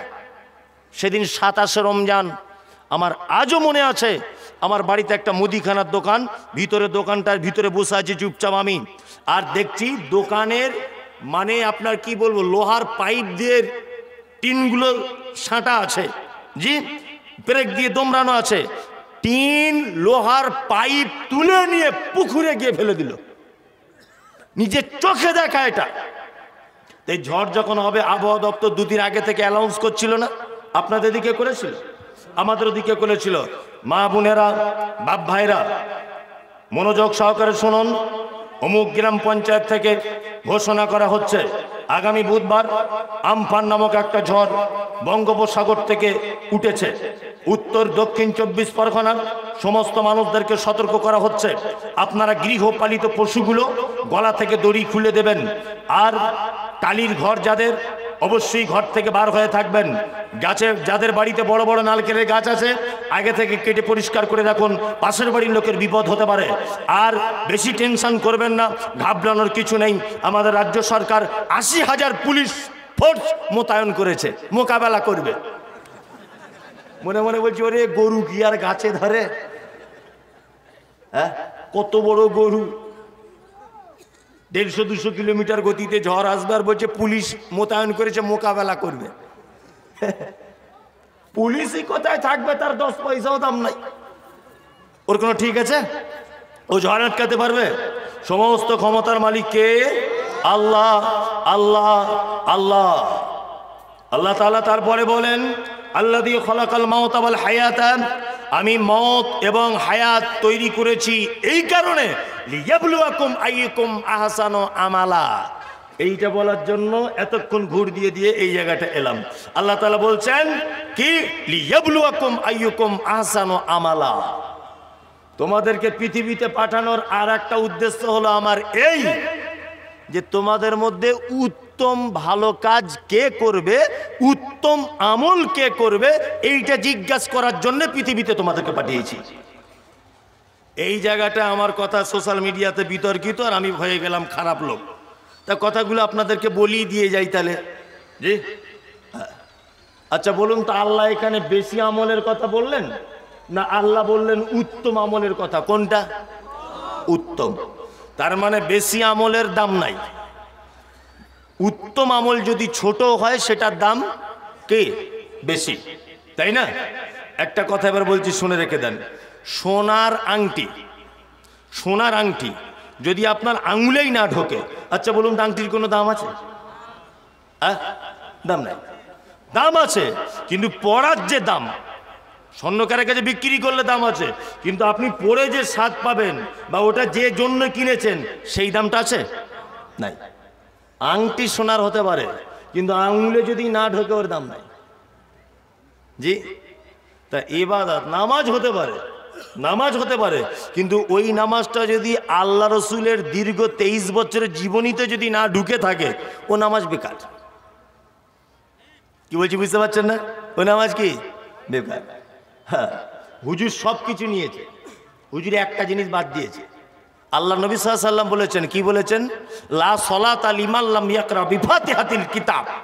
কোন সালাত হয় না, কোন নামাজ হয় না সূরা ফাতিহা ছাড়া, তাই তো? হ্যাঁ, হুজুর জানাজার সামনে দাঁড়িয়ে বলছে, এই ফটিক ভাই মারা গেছে, যদি ভুল ত্রুটি করে থাকে মাফ করে দিবেন আল্লাহর রাস্তে। সবাই এই রাস্তারই পথিক। মোটা হুজুর, জাতা হুজুর নয়, খুব মোটা হুজুর। আর বহিরাগত যারা মেহমান আছেন, দয়া করে গোশ ভাত খেয়ে যাবেন। আর দেনা পাওনা যদি কিছু থাকে ওর বড় বেটাকে বলবেন, মিটিয়ে দেবার চেষ্টা করবেন। আর 40 দিন হলে কেউ ডেট মিস করবেন না, জানো ঠিক চলে আসবেন, সেই দিনও 13টা গরু করা হবে। জানাজার নামাজ হয়ে গেল, 10 বার কুলু আল্লাহু আহাদ বলো, 10 বার দরুদ শরীফ পড়ো। আর পাড়ায় যারা যারা কোরআন মাজিদ পড়েছে সব এর নামে বকশে দাও। ভালো করে বুঝবেন, হুজুর বক্সানোটা নিল, হুজুর 40-এর দিন দাওয়াত দেওয়া এটাও নিয়ে নিল, মরা জানাজার পরে ভাত খেতে হবে হুজুর এটাও বলে দিল, হুজুর 10 বার কুলু আল্লাহু আহাদ বলতে হবে হুজুর এটাও বলে দিল। কিন্তু আল্লাহ নবী যে বলেছেন সূরা ফাতিহা ছাড়া নামাজ হবে না, হুজুর এইটার বেলা বলছে না, ওটা বলা প্রয়োজন নাই, ওটা না বললেও নামাজ হয়। কি বলছি বুঝতে পারছেন না? হ্যাঁ, হুজুর আল্লাহর নবীরটা নিলেন না, হুজুর নিলেন কারটা না, হুজুরের তৈরি করাটা নিলেন। একটা মানুষ মারা যাবার সময় আল্লাহ নবী সাল্লাল্লাহু আলাইহি ওয়াসাল্লাম বলেছেন, তার মাথায় কাছে বসে তাকে কলমা বলাও, সে যদি কলেমা বলতে পারে অবশ্যই লোকটা জান্নাত চলে যাবে, তাই তো? হ্যাঁ, মারা যাচ্ছে যখন হুজুর ডেকে এনেছে, হুজুর পান চিবাতে চিবাতে এসে বলছে, মরাটা যদি আসানে হোক, তোমরা যদি 4 বেটা চাও তোমার বাপের মরণটা আসান করে হোক, তাহলে ওই আমাদের মাদ্রাসা থেকে 10 জন ছেলে নিয়ে এসো, সূরা ইয়াসিনটা একদম ধুয়ে খাইয়ে দাও ওকে। না ইয়াসিন আল কোরআনিল হাকিম খুব দুলে দুলে পড়ছে, হুজুর ইয়াসিনটা নিল, অথচ আল্লাহর নবী বলেছেন ওকে কলেমা পড়াও, যদি কলেমা পড়ে তাহলে জান্নাত চলে যাবে। হুজুর ইয়াসিন সূরাটা নিয়েছে, অথচ কলেমাটা নিল না। এ হচ্ছে পাক্কা কানা হুজুর। কি বললাম বুঝলেন? কানা হুজুরে, এ কানা হুজুর আল্লাহর নবীরটা দেখতে পায় না, হুজুর ওর পীর সাহেবের তৈরি করা সুন্নতটা দেখতে পায়। আশ্চর্য ব্যাপার। ইবাদত অল্প হোক, কিন্তু ইবাদতের পদ্ধতিটা হতে হবে কার? আল্লাহ এবং তার রাসূলের, তাই তো? যদিও এইখানে কোনো মানে বেদাতীদের আশ্রয় নেই, আমি শুনেছি, নেই তো, কোনো রকমের নেই। তারপরেও আমাদের নিজেদের ভিতরে কিছু ভুল ত্রুটি কি থেকে গেছে। যেমন ঈমান নষ্ট হয়ে যায়, আমল নষ্ট হয়ে যায় দুটো কারণে। কটা কারণে? দুটো কারণে। এক, না জানার কারণে। দুই, ভুল জানার কারণে। আমল নষ্ট হয় কটা কারণে? দুটো কারণে। এক, না জানার মানে কারণে অনেক সময় আমল নষ্ট হয়, আবার অনেক সময় ভুল জানার কারণে আমল কি নষ্ট হয়ে যায়। আল্লাহ তাআলা বলছেন ভালো আমলের কথা। আমি কয়েকটা ভালো আমল যদি বলে দিই তাহলে মানা যাবে? যাবে? কই কারা কারা হাত তুলছেন? সব মিছে কথা। যারা যারা হাত তুলেছে সব মিছে কথা লোকেরা। কই বিড়ির সময় কেউ হাত তুলল না? মানে এখনো তো কথাটা বলিনি। কথাটা বলেছি এখনো? বলিনি। আল্লাহু আকবার। চলুন কয়েকটা ভালো কাজ বলি। এক, আল্লাহ নবী সাল্লাল্লাহু আলাইহি ওয়াসাল্লাম তিনি বলেছেন, আর ভালো কাজ করার আগে কয়েকটা জিনিস আপনাকে আরো বলে দিচ্ছি যাতে ভালো কাজটা খুব মানে মজবুত হয়। এর জন্য কয়েকটা জিনিস বলে দিচ্ছি। এক, ভালো কাজ করার আগে তিনটে জিনিস বিশেষ করে মাথায় রাখবেন। কটা জিনিস? তিনটে। এক, শিরক। দুই, বেদাত। তিন, দলিল। এই তিনটে জিনিস মাথায় রাখবেন। আমলে যেন শিরক যেন ঢুকে না যায়। শিরক কাকে বলে? শিরক মানে হচ্ছে আল্লাহর যে ক্ষমতা আছে, এই ক্ষমতা পৃথিবীর অন্য কারো আছে, এটা মনে করা শিরক। এই শিরক কিন্তু আমাদের পাড়ার মেয়েরা কিছু গোপনে গোপনে করছে। আপনি যতই বলেন আহলে হাদিস, করছে। এখন আপনাদের গ্রামে দেখুন অনেক বাচ্চাদের গলাতে তাবিজ মাদুলি আছে, দেখতে পাওয়া যায় কি যায় না? যায়। তা আপনি যে আমাকে ওঠার আগে বললেন যে আমাদের এলাকায় কোনো শিরকও নেই, বেদাতও নাই, তা এগুলো কি? শিরকের কি ভাইরা ভাই? হ্যাঁ, ছি ছি ছি ছি ছি। আপনার ঈমান আসে কি করে? আচ্ছা বলুন তো, পেয়ারা খেলে ভিটামিন আছে না নেই? আছে, তাই তো? তাহলে ওটা খেলে ভিটামিন আছে, ওই পেয়ারাটা যদি কেউ গলায় ঝুলিয়ে রাখে কাজ হবে? ভিটামিন পাবে? পাবে না। আপেল যদি কেউ গলায় ঝুলিয়ে ঘোরে কাজ হবে? তাহলে কি করতে হবে? খেতে হবে। তাহলে কোরআন মাজিদ আপনার ভিতরে ঢোকানোর জিনিস, মস্তিষ্কে ঢোকানোর জিনিস। এটা ওই লটপট হটো করে গলায় বেঁধে দেওয়ার জিনিস নয়। অনেক শিরক আছে আমাদের মাঝে, ছোটখাটো অনেক শিরক আছে। আপনারা ধরিয়ে দিই, যতই বলেন আহলে হাদিস, শিরক আছে। আছে না? আছে। এই দেখুন, বাচ্চা যখন ছোটবেলাতে হয় তখন দেখবেন তার মায়ের এরকম করে একটা টিপ মেরে দেয় কালো করে। আপনার দিদিকে মারে, ওটা ছোট শিরক। টিপটা মারে কেন? মায়েদেরকে জিজ্ঞেস করে, মা কেন টিপ দিতে গেলে? মা এক চান্সে বলবে যাতে আমার বাচ্চার দিকে ডাইরেক্ট নজর না চলে যায়, আগে টিপের দিকে নজর যাক, তাই না? অনেক লোক দেখবেন গাড়ি চালায়, গাড়ির পিছনে দেখবেন বা সামনে দেখবেন একটা ছেঁড়া জুতো ছেঁড়া টাঙানো থাকে, থাকে না? থাকে। তার মানে কি বলছে, আমার গাড়িতে নজর লেগে যাবে, আগে জুতোর দিকে নজরটা যাক। তা তোমার ব্যাটার দিকে ডাইরেক্ট যদি নজর চলেই যায়, ক্ষতি কি? টিপ ও তো কালি দিয়ে তৈরি, ও তোমার ভালো মন্দ কি করতে পারে? কিছু করতে পারে? কিচ্ছু করতে পারে না। এটাই শিরক। ইমাম সাহেবকে 200 টাকা দিয়ে বলছে, আমার ছেলেটা খুব কান চেটে তাবিজ করে দেন না, আমি দোকান করেছি নতুন। বলছে হ্যাঁ ভালো, তো তাবিজ করে দেন না। ওই দোকানে তাবিজ করলে কি হবে? বলছে বেচাকেনা বেড়ে যাবে। না, ইমাম সাহেব দেখছে একটা ফাও দান পেয়েছি, 200 টাকা ঝেড়ে দিয়েছে, হিজিবিজি করে লিখে দিয়ে দিয়েছে। দোকানদার বলছে হ্যাঁ গো ভাই, কি কাজ হবে ইমাম সাহেব? বলছে ওরি বাবা, এটা তুমি টাঙাবে, যত কাস্টমার সব তোমার দোকানে আসবে, আর কেউ ধার বাকি চাইবে না, সব ক্যাশের কাস্টমার। বগল বাজাতে বাজাতে ঘরে যাচ্ছে, খুব বেচাকেনা বেশি হবে। আমি বলছি ইমাম সাহেবের তাবিজের যদি এত পাওয়ার হয়, ওর যদি বেচাকেনা বাড়ে, তা তোর বেতন 3700 টাকা, তুই মসজিদের মোতোয়াল্লিকে একটু তাবিজ করে তোর বেতনটা 3000 থেকে 10,000 কর। সেক্রেটারিকে তাবিজ করে নিজের বেতনটা একটু বাড়া। আশ্চর্য ব্যাপার, ইমাম সাহেব নিজের বেতন বাড়াতে পারে না, অন্যজনের দোকানে বেচাকেনা বাড়ায়। আশ্চর্য ব্যাপার, সব শিরক। আমাদের মেয়েরা, বাড়ির মেয়েরা এগুলো একটু সতর্ক করবেন।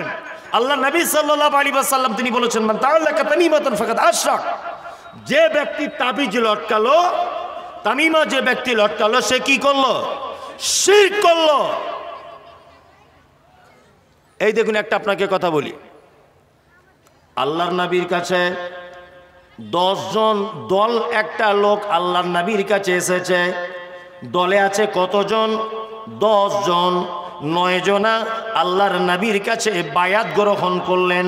বিশ্ব নবী 9 জনার সঙ্গে হাতে হাত দিয়ে সালাম দিলেন, একজনের সঙ্গে সালাম দিলেন না। ওই 9 জন জিজ্ঞাসা করে বলছেন, ও আল্লাহর নবী গো, আমরা 9 জন আপনার হাতে হাত দিয়ে সালাম করলাম, একজন কেন বাদ চলে গেল? বিশ্ব নবী বললেন, তাকিয়ে দেখো, ওর হাতে তাবিজ লটকানো রয়েছে, এই জন্য আমি হাতে হাত দিয়ে তাবিজ লটকানোওয়ালা লোকের সঙ্গে সালাম করলাম না। নবীজি হাতে তাবিজ আছে বলে সালাম করলো না, আর হুজুর তাবিজ দিয়ে নিজের মুরিদ বানায়। এ কত বড় পাক্কা চিটিংবাজ হুজুর! তাহলে আমিও মমতাজুল ইসলাম বলছি, কোন মানুষের হাতে যদি আপনি দেখেন তাবিজ আছে, আপনিও সালাম করতে যাবেন না, একদম সালাম করবেন না। ওকে এক কাজ করবেন, তাবিজ কেটে দেওয়ার চেষ্টা করবেন, বোঝানোর চেষ্টা করবেন, তারপরেও যদি না বোঝে, ও সালাম করার প্রয়োজন নেই। আল্লাহু আকবার। শিরক মারাত্মক বড় পাপ। শিরক কত বড় পাপ আপনাকে আর একটা জিনিস দিয়ে বোঝায়। আচ্ছা বলুন তো, এই আপনার বউ খুব সুন্দরী, আচ্ছা এটা আপনার কোনো অবদান আছে? হ্যাঁ, বউ সুন্দরী অবদান কার? আল্লাহর অবদান, তাই না? আমার বউ খুব রূপসী, এটা কে দিয়েছে? আল্লাহ দিয়েছে, তাই তো? হ্যাঁ, তা আপনার বউ হলো কি করে? না ইমাম সাহেবকে 500 টাকা দিয়ে বিয়ে পড়িয়ে নিয়েছেন, আর দুটো নাকের ফুল না কানের দুল দিয়েছেন, দুটো লাল শাড়ি কিনে দিয়েছেন, এই জন্য হয়েছে আপনার বউ, তাই তো? আপনি আপনার বউকে রেখে দিল্লিতে কাজে গিয়েছিলেন, 4 মাস পরে বাড়ি এসে দেখছেন যে আপনার সুন্দরী বউটা আপনার ছোট ভাইয়ের গলা ধরে ঘরের ভিতরে বসে আছে। আচ্ছা বলুন তো, আপনার রাগ হবে কি হবে না? রাগ হবে না? হবে। কেন রাগ হবে কেন? ও টোটাল বডিটাই তো আল্লাহর দেওয়া তৈরি। ও কি এমন অপরাধ করেছে? তোমার দেওরের, আপন দেওরের একটু গলা ধরে আদর করছিল, ক্ষতি কি? না, টোটাল বডিটা ওর আল্লাহর। তুমি কেন রেগে যাচ্ছ তোমার ভাইয়ের গলা ধরেছে বলে? না, তুমি 500 টাকা দিয়ে ইমাম সাহেবকে দিয়ে বিয়ে পড়িয়েছ, দুটো কানের দুল দিয়ে দিয়েছো, কানের একটা ফুল দিয়ে দিয়েছো, গলার একটা মালা দিয়েছো। এই সামান্য দুটো গলার মালা দিয়ে যদি তোমার এত অধিকার, তোমার বউ যদি কারোর সঙ্গে হেসে কথা বললে তোমার যদি রাগ হয়, তোমার দেওরের গলা ধরলে যদি তোমার রাগ হয়, তা আপনার অক্সিজেন কে দেয়? আল্লাহ। আপনি খানেওয়ালা কে? আল্লাহ। আপনি চোখে দেখেন, এর জ্যোতি কে দেয়? আল্লাহ। তা টোটাল বডিটা আপনার কার দান? আল্লাহ দান। তাহলে আপনি যদি দুটো গলার মালা দিয়ে অন্য কারোর দিকে তাকালে যদি এত রাগ হয়, তা যে বানালো সে স্রষ্টা ছাড়া আপনি যদি কারো কাছে কোনো বিষয়ে জানতে চান বা পেতে চান, আল্লাহ রাগ করে কি করে না? করে। সামান্য বউ যদি অন্যজনের কাছে গলা ধরতে গেলে এত রাগ হয়, যে বানিয়েছে তাকে বাদ দিয়ে যদি আপনি অন্য কাউকে ধরতে যান, আল্লাহ রাগ করে কি করে না? করে। এরই নাম শিরক। 2, আর একটা নাম হচ্ছে বেদাত। ইবাদত ভালো কাজ করার আগে জেনে রাখতে হবে কি? বেদাত। বেদাত মানে নব আবিষ্কৃত এমন আমল যেটা আল্লাহর নবী করেননি, সাহাবায়ে কেরামগণ করেননি, আল্লাহ রসুল করতে অনুমোদনও দেননি। এহেন কাজ যদি কেউ নেকির আশায় করে, তার নাম কি? বেদাত। অবশ্যই বেদাত। আচ্ছা বলুন তো, সারা পৃথিবীর সব থেকে বড় পাপের নাম কি? শিরক, তাই তো? সব থেকে বড় পাপ শিরক। আচ্ছা বলুন, শিরক করলে শয়তান খুশি হয়? হয় না। না না, চিট করলে শয়তান খুশি হয় না। কাউকে গাল দিলে শয়তান খুশি হয়? হয় না। সুদের টাকা খেলে শয়তান খুশি হয়? হয় না। সব থেকে কি করলে বলুন তো শয়তান খুশি হয়? বেদাত করলে। কারণ শয়তান জানে ওর কালকে সুদ খেয়েছে, পরশুদিন ক্ষমা চেয়ে নিবে, ক্ষমা হয়ে যাবে। ও শিরক করেছে না জেনে, ও ক্ষমা চাইলে ক্ষমা হয়ে যাবে। কিন্তু হুজুর যে বেদাত করছে, বেদাত তো বড় মিষ্টি জিনিস। ও জীবনে তওবা চাইবে? আল্লাহর কাছে ক্ষমা চাইবে? ক্ষমা চাইবে না। ওই জন্য শয়তান ভাবে যে একে দিয়ে যদি বেদাত একবার করিয়ে দেওয়া যায়, খুব মজা। সাংঘাতিক ব্যাপার। বেদাত কেমন আপনাকে একটা গল্প দিয়ে বলছি। একটা লোক চশমার দোকানে গেছে, বুঝলেন? বলছি এটা অনেক জায়গায় বলি, আজকেও আপনাদের বলছি ডাইরেক্ট। তো চশমার দোকানে গেছে, চশমার দোকানে গিয়ে চোখ টোক দেখিয়ে ডাক্তার চশমা লিখে দিয়েছে। লোকটা প্রেসক্রিপশনটা নিয়ে ফার্মেসি এসেছে। ফার্মেসিওয়ালা বলছে, ভাই এ তো 50 পাওয়ারের চশমা। তো রুগী বলছে, দাম কত? তখন ফার্মেসিওয়ালা বলছে 50 টাকা। রুগী তখন বলছে একটু থেমে, যে 100 পাওয়ারের দাম কত? বলছে 100 পাওয়ারের দামও 50 টাকা। বলছে 150 পাওয়ার? বলছে ওইটার দামও 50। রুগী তখন দেখছে 50 পাওয়ারের দাম 50, 100 পাওয়ারের দাম 50, 150 পাওয়ারের দামও 50। তাহলে 150 পাওয়ারের লোয়াই ভালো। 150 পাওয়ারের চশমা কিনেছে। নে বাজারে আস্তে আস্তে দেখছে পুঁটি মাছগুলো কাতলা মাছের মতো বড়, বুঝলেন না? কাতলা মাছের মতো। ও কাতলা মাছ ভেবে মোটামুটি কিনে নিয়েছে। এখন বাড়িতে যখন মাছ, আরে ভাই পুঁটি মাছকে দাকা দাকা করে কাটা যায়? যায় না। ভাজতে হয়, টক দিয়ে রান্না করতে হয়, তাই না? জি। এখন ওর স্ত্রী টক দিয়ে রান্না করেছে বা ভেজেছে। ও চশমা খুলে খেতে বসে ওর বউকে বলছে, এই হারামখোর, কাতলা মাছ আনলাম আর তুই পুঁটি মাছ দিচ্ছিস মানে? বড় মাছ কি তোর ভাইদের বাড়িতে পাঠিয়ে দিলি? বলছি না, আল্লাহর কসম, মরা নানির কসম করে বলছি না। ও তখন বলছে, মরা বাপের কসম করে বলছি আমি কাতলা মাছ এনেছি। খুব ঝামেলা। নে বউকে মেরেছে একটা হাইব্রিড ঘুষি, বুঝলেন? এক চর। বউ পো পো পো করে ঘুরছে। বউ মনে মনে ভাবছে 30 বছর সংসার করছে, জীবনে মারিনি, আজকে মারছে কেন? নিশ্চয় মালে গোলমাল। লোকটা প্রায় 4-5 দিনের বউকে মারছে, বুঝলেন? এখন মারতে মারতে মারতে মারতে লোকটারও মনটা খুব খারাপ, যে 30 বছর কোনো দিন মারিনি, আজকে কেন বউটা আমার মার খাচ্ছে? নিশ্চয়ই এ চশমার কোনো প্রবলেম। মানে ডাক্তারের কাছে গেছে, গিয়ে বলছে, ভাই দেখুন না আমার কি হচ্ছে, বউটা খুব মার খাচ্ছে। আপনার চশমা পরে যত সর্বনাশ হয়েছে ভাই। ডাক্তার বলছে, চশমা দেখি। ডাক্তার চশমাটা নিয়ে বলছে, ওরে বাবা, এই চশমা যদি আর 1 সপ্তাহ পরতেন বউ অটো তালাক হয়ে যেত, আর বউ টিকতো না। তো বলছে, কেন ভাই? বলছে, আমি লিখেছি 150 পাওয়ারের, না তো আমি লিখেছি 50 পাওয়ারের, তুমি 150 পাওয়ারের কিনলে কেন? বলছে, ভাই দাম একই, ওই জন্য। দাম একই। আচ্ছা বলুন, তোমার নামাজ পড়লে নেকি হয় না গোনা হয়? হ্যাঁ, গোনা হয়। 15 শাবানে সবে বরাতে রাত্রি যদি 100 রাকাত নামাজ পড়েন, গোনা হবে না নাকি হবে? হ্যাঁ, গোনা হবে। ওটা নামাজ পড়ার কারণে জাহান্নাম যেতে হবে। কি বললাম, বুঝলেন না? সবে বরাতে রাত্রে হুজুর বলে দিয়েছে যে 100 রাকাত নামাজ পড়তে হবে, প্রত্যেক রেখাতে 13 বছর করে জান্নাতে থাকবে। আরে বুড়ো মানুষ কাঁচা বেঁধে মসজিদে ঘুমের ঘরে এরকম করছে, তবুও দাঁড়িয়ে আছে। আল্লাহ কি বলছেন? আল্লাহ বলছে, লা ইউকাল্লিফুল্লাহু নাফসান ইল্লা উসআহা। মানুষের দেখে সাপোর্ট করে না, মানুষের বডি সাপোর্ট করছে না, এতক্ষণ পর্যন্ত বান্দা তোমার ইবাদত করতে হবে না। এসার নামাজ পড়ে যদি ঘুম লেগে যায়, ঘুম পড়ে যাও, কোনো অসুবিধা নেই। এসার নামাজ পড়ে যদি তোমার ঘুম পেয়ে যায়, ঘুমিয়ে যাও। আশ্চর্য ব্যাপার, হুজুর বলে দিয়েছে সবে বরাতে 100 রাকাত নামাজ পড়তে হবে। আর বয়স্ক মানুষ বেচারা কাঁপছে থরথর করে, তবুও কি 100 রাকাত নামাজ পড়ছে, জান্নাত চলে যাবে। কিন্তু হুজুর যে কি সর্বনাশ করে দিয়েছে, ওর যে কি সর্বনাশ করে দিয়েছে ও নিজেও জানে না। আপনাকে একটা জিনিস দেখায়, আমাদের কিছু দোষ আছে। দোষ কি? আচ্ছা বলুন তো দেখি।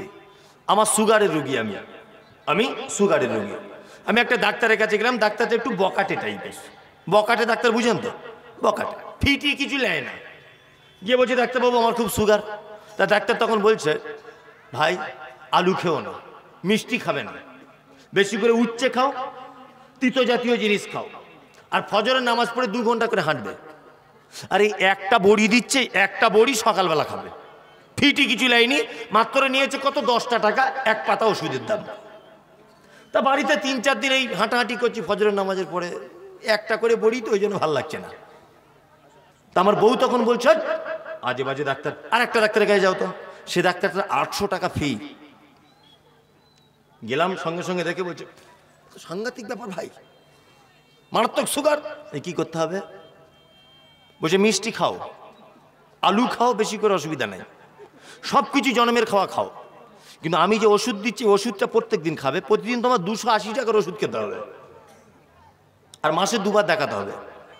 তার মানে ওষুধ কোম্পানির কাছ থেকে কিছু পার্সেন্টেজ পাবে, আর মাসে দুবার আসলে ও পাবে কত? 1600 টাকা, তাই না? অথচ আলু, মিষ্টি, দই, পটল সব ওকে খেতে বললো। আচ্ছা বলুন তো, দুটো ডাক্তারদের মধ্যে সব থেকে ভালো ডাক্তার কে? যে 10 টাকার ডাক্তার। ও খরচাও কমিয়েছে, বরঞ্চ বেশি দিন বাঁচার জন্য একটা পদ্ধতি বলে দিয়েছে, তাই না? এবার বলুন আমরা ভালো মনে করি কোন ডাক্তারকে? সত্যি কথা বলুন। যার 800 টাকা ফি, 280 টাকার ওষুধ লিখেছে, কি বলে বুঝলেন না? আমরা এই ডাক্তারটাকে ভালো বলি। তা আমরা বলছি এশার নামাজ পড়ে বয়স্ক মানুষ ঘুমিয়ে যাও, আর বেশি বাড়াবাড়ি করো না। ও হুজুর আবার বলে দিচ্ছে না রাত্রেবেলা উঠে তোমাকে 100 টাকা নামাজ পড়তে হবে। এ কঠিন ব্যাপার না? আমরা বলছি তোমার আব্বা মারা গেছে, কোনো কাজ নেই, কোনো কাজ নেই, তোমার আব্বা মারা গেছে, কোনো কাজ নেই, শুধু তুমি দোয়া করো, আর এই হাফিজিয়া মাদ্রাসায় 10 বস্তা সিমেন্ট দান করে দাও, এটাই তোমার কাজ, আর কোনো কাজ নেই। আর ওই যে মোটা হুজুর এসে বলছে না 40-এর দিনে যদি খানা না করা যায় অসুবিধা আছে, কবরে আটকে যাবে, অন্তত একটা গরু না পারলেও 50 কেজি গোস্ত লাগবেই, কি বললাম বুঝলেন না? আর যারা যারা কবর খুঁড়েছিল সবাইকে একটা করে লুঙ্গি দাও, বুঝলেন না? আর বাড়ির আশেপাশে যারা আছে সবাইকে একটা করে বেনারসি না তাঁতের শাড়ি দাও, তোর বাপ না তো কবরে আটকা পড়ে যাবে। জীবনে নামাজ পড়েনি, জীবনে রোজা করেনি, সারা জীবন পরে 2 নম্বরই করে খেয়েছে, আর ওর নাকি 40 করে দিলে ও জান্নাত ঢুকে যাবে। ও মনে করছে জান্নাত মানে মামার বাড়ি। জি, ও কানা হুজুর, কানা হুজুর এইটা বলে দিল।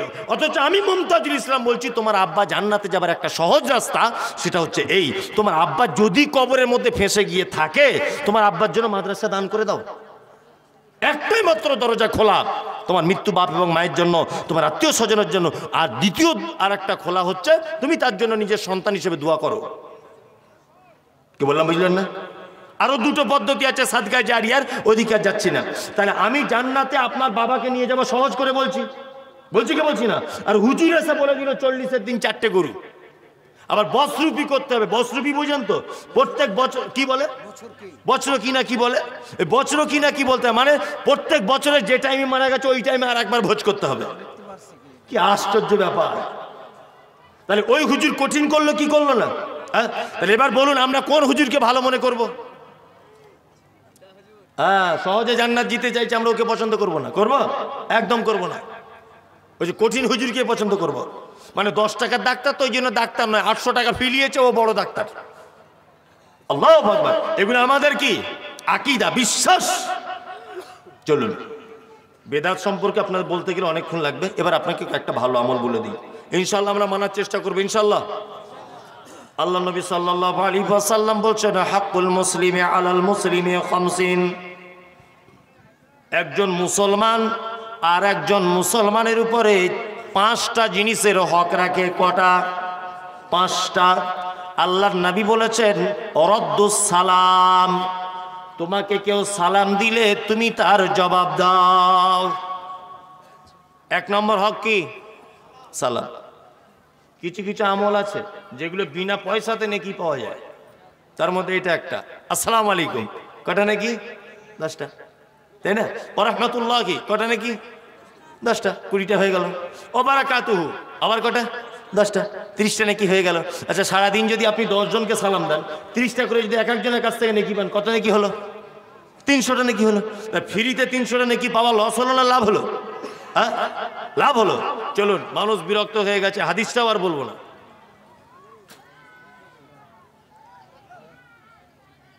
জি, আসলে আমি তো 11টার সময় উঠেছি, আর একটু আগে আগে উঠলে হতো।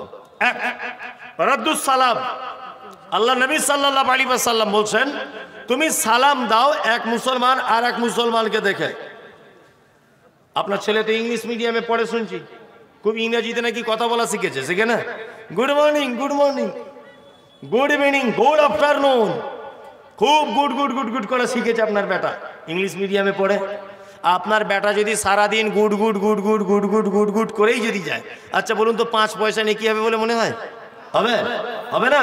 আপনার বেটাকে বলবেন গুড মর্নিং স্কুলে বলতে হয়, বাড়ি এসে তোমার চাচাকে বলবে আসসালামু আলাইকুম ওয়া রাহমাতুল্লাহি ওয়া বারাকাতুহু। 10টা নাকি। ইসলাম এত সহজ। সালাম মানে কি? তোমার উপরে শান্তি বর্ষণ হোক, তাই তো? আপনার আব্বা মারা গেছে রাতের বেলা আপনার, আর গুড মর্নিং মানে কি? শুভ সকাল, তাই তো? শুভ সকাল। সালাম মানে তোমার উপরে শান্তি বর্ষণ হোক। আপনার আব্বা মারা গেছে রাত 12টা, আমি খবর পাইনি, সকালে বাজারে ঘুরতে ঘুরতে আপনার সঙ্গে দেখা হলো, যদি আপনাকে বলি গুড মর্নিং ভাই, তো মনে মনে কি হবে? শালা কত বড় বদমাইশ, দেখ রাতে আমার বাপ মরে গেছে, কাপড় কিনতে এসছি, বলছি গুড মর্নিং। যে আমরা বলি কি বলি না? গুড মর্নিং বলি, তার মানে শুভ সকাল। অথচ ওই লোকটাকে যদি বলতাম আসসালামু আলাইকুম ওয়া রাহমাতুল্লাহি ওয়া বারাকাতুহু, বলুন তো রাগ করতো? করতো? এর নাম ইসলাম। ওয়ায়াদাতুল মারিজ, অসুস্থকে দেখতে যাও। আমাদের নবী জনাবে রাসূলুল্লাহ সাল্লাল্লাহু আলাইহি ওয়াসাল্লাম বলেছেন, তোমার প্রতিবেশী কেউ যদি অসুখের ভিতরে যদি পড়ে যায়, তাহলে তুমি যদি তাকে সকালবেলাতে দেখতে যাও, তাহলে সন্ধ্যাবেলা পর্যন্ত আসমানের ফেরেশতারা তোমার জন্য এই বলে কামনা করে যে আল্লাহ যে লোকটা দেখতে এসেছে একে আগে তুমি কল্যাণ দান করো, তারপরে অসুস্থ লোকটাকে ভালো করে দাও। আর যদি কেউ সন্ধ্যাবেলাতে যায়, তাহলে তার পরের দিন সকাল পর্যন্ত আসমানের ফেরেশতারা যে দেখতে গেছে তার জন্য এই বলে দোয়া করে। আচ্ছা বলুন তো দেখি, তাহলে রুগী দেখতে যাওয়াটা উপকার হলো না ক্ষতি হলো? উপকার হলো। আমরা যাবো ইনশাল্লাহ, ইনশাল্লাহ। ওয়া ইত্তিবাউজ জানাইজে, কেউ মারা গেলে তার জানাজায় যাও। ওয়া ইজাবাতুদ দাওয়াতে, কেউ দাওয়াত দিলে গ্রহণ করো। ইনশাল্লাহ করব। হ্যাঁ, দাওয়াতের ব্যাপার আছে বাবা, সাংঘাতিক ব্যাপার, গরুর গোস্তের ব্যাপার। হ্যাঁ, এইটা তো দাওয়াত কবুল করতেই হবে। সালাম নাই বা দিলাম মৌলী সাহেব, এটা মানতে পারবো না। অসুস্থকে দেখতে নাই বা গেলাম, জানা যায় নাই বা গেলাম, দাওয়াত কবুল করব। কি বললাম বুঝলেন না? মুসলমান কেমন আপনাকে বলছি। কলকাতা মেচুয়া জানেন তো? মেচুয়া নাম শুনেছেন? যেখানে ফলের মার্কেট হয়। ফল কিনতে যাই আমি রমজান মাসে বাইক নিয়ে কখনো, তা দেখছি কিছু লোক দাঁতন গোঁজা আছে কানে, বড় টুপি, বড় পাঞ্জাবি, আবার দেখছি বাম হাতে সিগারেট পান করছে, ফুক ফুক করে সিগারেট টানছে। তারপরে মনে মনে বলছি ভাই রোজা করো না? বলছে না, শরীর খুব খারাপ, রোজা করতে পারো। তাগড়া জওয়ান। তা আবার কখনো কখনো ইফতারও করি, ওখানে আমার অনেক বন্ধু বান্ধব আছে। ইফতার করার সময় আমি লক্ষ্য রাখছি ওই লোকটা আবার ইফতারে আসছে। ওকে জিজ্ঞেস করছি ভাই কি ব্যাপার? তা বলছে হুজুর লোক আপনি জানেন না, হাদিস দুরকম কথা বলা আছে। কি বলছে? রোজার আলাদা নেকি, ইফতারের আলাদা নেকি। তবে রোজার নেকিটা নাই বা পড়লাম, ইফতারের নেকিটা ছাড়বো কেন? বলছে কেমন শিয়ানা দেখো।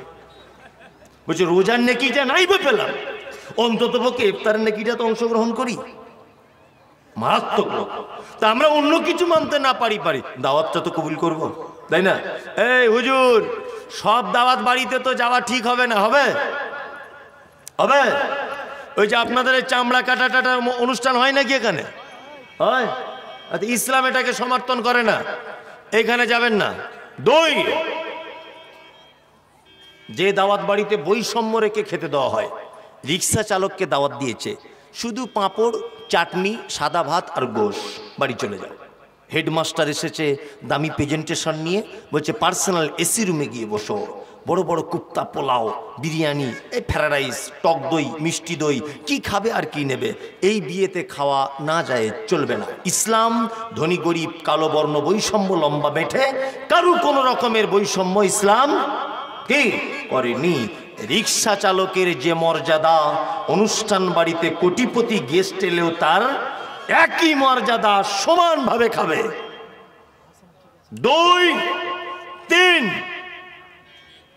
আর একটা বিয়ে বাড়ির কথা বলি। আপনাদের এখানে বিয়ে হওয়ার আগে ডেট ঠিক করা হয় বিয়ের, ওটা কি বলে? পান শরবত।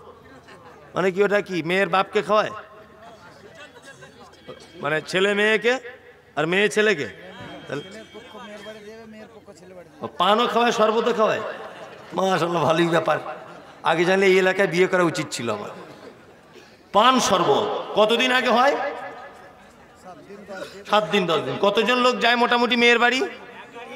এক গাড়ি। সব হারামখোর, সব হারামখোর। অথচ আল্লাহর রাসূল বলছেন যে কবুল বলার আগে ঢং করে মেয়ের বাড়িতে গিয়ে কিছু খাওয়া, কিছু নেওয়া, মেয়ের বাপকে জুলুম করা, ইসলাম এটাকে সমর্থন করে না।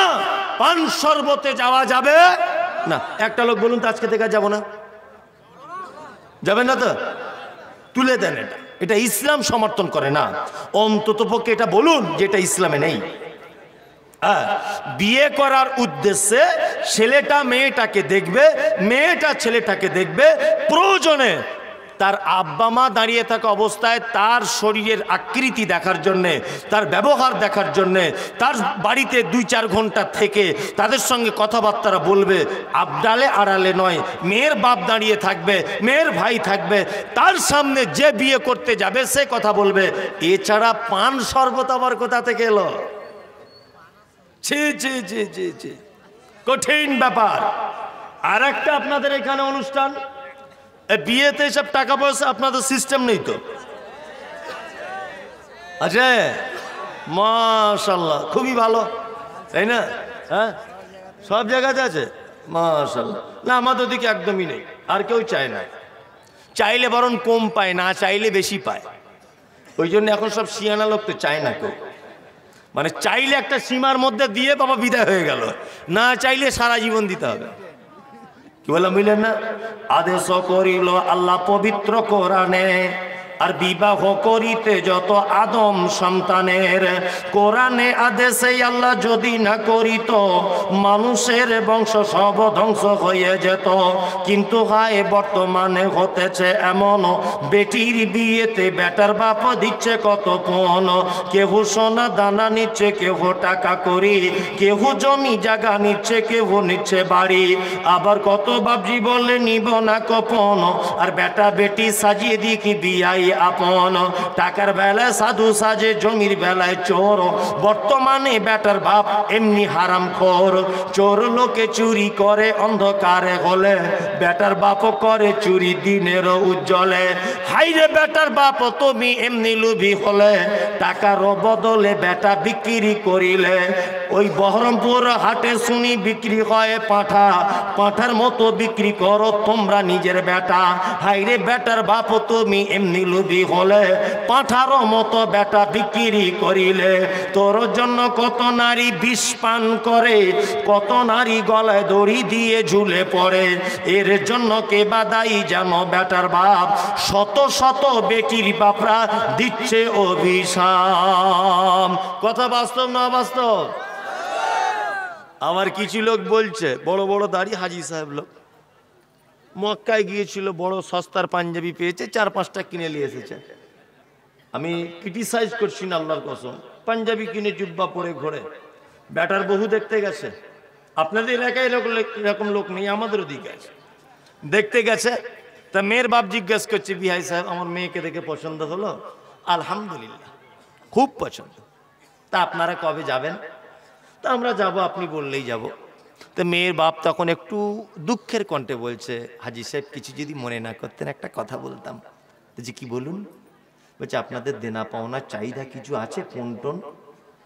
হাজি সাহেব তখন বলছে, আস্তাগফিরুল্লাহ, 3-4 বারের হাজি আমি, তুমি আমায় পনের কথা বলছো? যা জানে আমার বড় জামাই জানে, এ হচ্ছে পাক্কা শয়তান। ও হাজি সাহেব বলে বড় জামা পরে ঢাকতে চাইছে, বলছে যা জানে আমার বড় জামাই। মানে ও হারামখোর চাইতে পারছে না, জামাইকে দিয়ে এবার জামাই গিয়ে বলছে, ছোট দাওয়াতটা, ছোট শালাটার বিয়ে দিয়েছে, 8 টিয়ার গাড়ি, আর ঘরটা সাজিয়ে দিয়েছে, রাস্তার ধারে 2 কাঠা জমি দিয়েছে, আর 1,60,000 টাকা নগদ, সোনার আংটি, গলার একটা চেন। বলছে এইরকম দুলাভাই যদি কেউ থাকেন, আর এইরকম বদমায়ের শ্বশুর যদি আপনাকে এই কাজে লাগায়, অবশ্যই আপনি মুখের উপরে বলে দেবেন, এই হারাম অবৈধ নিষিদ্ধ কাজে আমার মতো ছোট লোকিপনা আর কেউ করবে না, বলে দেবেন এগুলো। আল্লাহু আকবার। কত মেয়ের মাকে দেখেছি পঞ্চায়েত প্রধানের কাছ থেকে লিখিত নিয়ে মসজিদের দরজায় দাঁড়িয়ে বলে, কন্যা দায় এসেছি দাও। যুবক, তোমার তো একটু লজ্জা লাগা দরকার। ছি ছি ছি ছি ছি। তোমার লজ্জা শরম করা দরকার যে তুমি যাকে নিয়ে বাসর ঘরের মানে আনন্দ করবে, তুমি যাকে নিয়ে সারা জীবন কাটাবে, তোমার মা যেটা করতে পারেনি, তোমার আব্বা যেটা করতে পারেনি, তোমার বোন যে সুখ তোমাকে দিতে পারেনি, প্রতিবেশী তোমাকে যে সুখ কেউ দিতে পারেনি, সেই সুখ তোমার স্ত্রী তোমাকে দেবে। তোমার জাঙ্গিয়া কেচে দেবে, তোমার আন্ডারপ্যান্ট পরিষ্কার করবে, তোমার শরীর খারাপ হলে গোসল করাবে, তুমি কাপড়ে পায়খানা করলেও সে পরিষ্কার করে দিবে তুমি অসুস্থ হলে। আর তাকে বউ হিসাবে আনার জন্য তার বাপের কাছে তুমি ভিক্ষা চাও? কঠিন ব্যাপার। ও আপনাকে যে সুখ যে তৃপ্তি দিতে পারে, বলুন পৃথিবীতে এই তৃপ্তি আর কেউ দিতে পারে? কেউ পারে না। তারপরেও ওর বাপের কাছ থেকে টাকা নিতে হচ্ছে। ওই জন্য দেখবেন বিপরীত বিপরীত। আগেকার দিনে দেখেছি আমরা যে স্বামীরা বউদেরকে ধরে মারত, এখন দেখছি বউরা স্বামীদেরকে ধরে মারছে। অহরহ থানায় রিপোর্ট, বলছে কি? বলছে আমার বউ আমাকে মেরেছে। বুঝলেন না? আশ্চর্য ব্যাপার। বউ তো মারবেই, ও তো খাটে শুয়ে এ পিঠে একবার বলবে আমার বাপের খাট ওদিক যা, ও তো বলবে, কিছু করার নেই। আল্লাহু আকবার। এই সমস্ত দাওয়াত বাড়ি থেকে একটু কি সতর্ক থাকুন। আল্লাহ নবী সাল্লাল্লাহু আলাইহি ওয়াসাল্লাম তিনি বলছেন, কি বলছেন? ওয়াতাশমিতুল আতিশ, হাসি হলে কি বলতে হয়? ওটা যে শুনবে, ইয়ারহামুকাল্লাহ, যে শুনবে ইয়াহদিকুমুল্লাহ ওয়া ইউসলিহু বালাকুম। এই 5টা ভালো কাজ বলে দিলাম। আল্লাহ আপনাকে আমাকে সকলকেই আমল করার তৌফিক দান করুক, আমিন। এবার একটা ভালো কাজ বলছি, যারা চলে যাচ্ছেন চলে যান, আর যারা দাঁড়িয়ে আছেন একটু বসুন। ভাই বসুন, একটু 5 মিনিট বলবো। 5 মিনিট আপনার কাছে বিনীত অনুরোধ থাকলো এটা আমার। যদি আপনি আল্লাহ আল্লাহ রসুলকে ভালোবাসেন, আমাকেও যদি ভালোবেসে থাকেন, অবশ্যই আপনি একটু বসে যান। এইবার আপনাদের কাছে অনুরোধ, আর একটা কোরআন দিয়ে ভালো কথা বলছি। মোবাইল ফোন বন্ধ করুন, যে যেখানে আছেন নীরবতা পালনের মতো দাঁড়ান। পৃথিবীতে একটা মারাত্মক পর্যায়ের ভালো আমল আপনাকে বলে দিয়ে যাচ্ছি। এটা আমি সব জায়গাতে বলি, আজকেও বলবো, কারণ এটা মাদ্রাসার জলসা। এই কারণে শুরু করি ভালো কাজ। আচ্ছা বলুন, পৃথিবীতে কোনো মানুষের দ্বারাতে জান্নাত যাওয়া যায়? যায় না? যায়। পৃথিবীতে মানুষের মাধ্যমে জান্নাত যাওয়া যায়? যায়। দুজনের মাধ্যমে, এক হচ্ছে বাপ, এক হচ্ছে মা। এই দুইজনের মাধ্যমে জান্নাত যাওয়া খুব সহজ। আপনাদের এখানে একটা লোকের 4 বেটা, কি সিস্টেমে ভাত খায় বুড়ো বয়সে বেটাদের কাছে? পালি। মানে মনে হচ্ছে, দাঁড়ান আমি ঠিক জায়গায় আসবো, মনে হচ্ছে যে ওর বাপ মা ইমাম সাহেব মসজিদে। 15 দিন করে সিস্টেম করা আছে, 16 দিন হয়ে গেলে বড় বড় চোখ বার করে এরম করে। বলছি ক্যালেন্ডার দেখে খেতে পারো না? আর কেউ কেউ বলছে আমাদের তরকারি কি খুব মিষ্টি, ছেড়ে যেতে মন চায় না বলে। আহা, 4 ভাই তোমরা কাজ করো কোথায়? চেন্নাই। তোমার আব্বার বয়স 85 বছর, তোমার মায়ের বয়স 80 বছর। দুজনাই লাঠি ছাড়া চলতে পারে না। তোমার আব্বা তবু একটু একটু রাস্তাঘাটে ঘুরতে পারে। পৃথিবীর সব থেকে ভালো জিনিস আপনাকে বলছি, তোমার মা তোমার 2তলা বাড়িতে উঠতে পারে না বলে সিঁড়ির তলাতে মশারি টাঙিয়ে দিয়ে চুপচাপ শুয়ে থাকে। 4 ভাই ঈদের 2 দিন আগে বাড়ি আসবে, সবাই সবার স্ত্রীকে ফোন করে বলছে হ্যালো, তোমার জন্য কি নিয়ে যেতে হবে বলো। স্ত্রী ফোনে বলছে আমার জন্য শাড়ি, ছেলের জন্য জামা, মেয়ের জন্য সব। বলছে ঠিক আছে। লোকটা দিল্লি শপিং মলে কেনাকাটা করতে গেল, কেনাকাটা সব কমপ্লিট। এই অবস্থায় ওর স্ত্রী আবার ফোন করে বলছে হ্যালো, ওই যে আমার বোনের জন্য 2টো শাড়ি আনতে বলেছিলাম ওটা নিয়েছ? বলছে সব নেওয়া কমপ্লিট, শুধু আব্বার জন্য একটা পাঞ্জাবি লুঙ্গি, মায়ের জন্য একটা ব্লাউজ, একটা সায়া, একটা শাড়ি নেব, তাহলেই হয়ে যাবে। যেই আব্বা মায়ের কথা বলেছে, এর বউ তখন রসুলপুর থেকে ফোনে বলছে কেন প্রত্যেক বছর তুমি আব্বা আমাকে শাড়ি জামা কাপড় দিতে দেবে? বাড়ি চলে এসো। আর 3টে ভাই চোখে দেখতে পায় না? তোমার বোনেরা চোখে দেখতে পায় না? সম্পত্তির ভাগ নিয়ে চলে গেল। ও তখন বইয়ের কথা শুনে আস্তে আস্তে কাঁপতে কাঁপতে বাড়ি চলে এলো। 3 ভাই একই অবস্থা।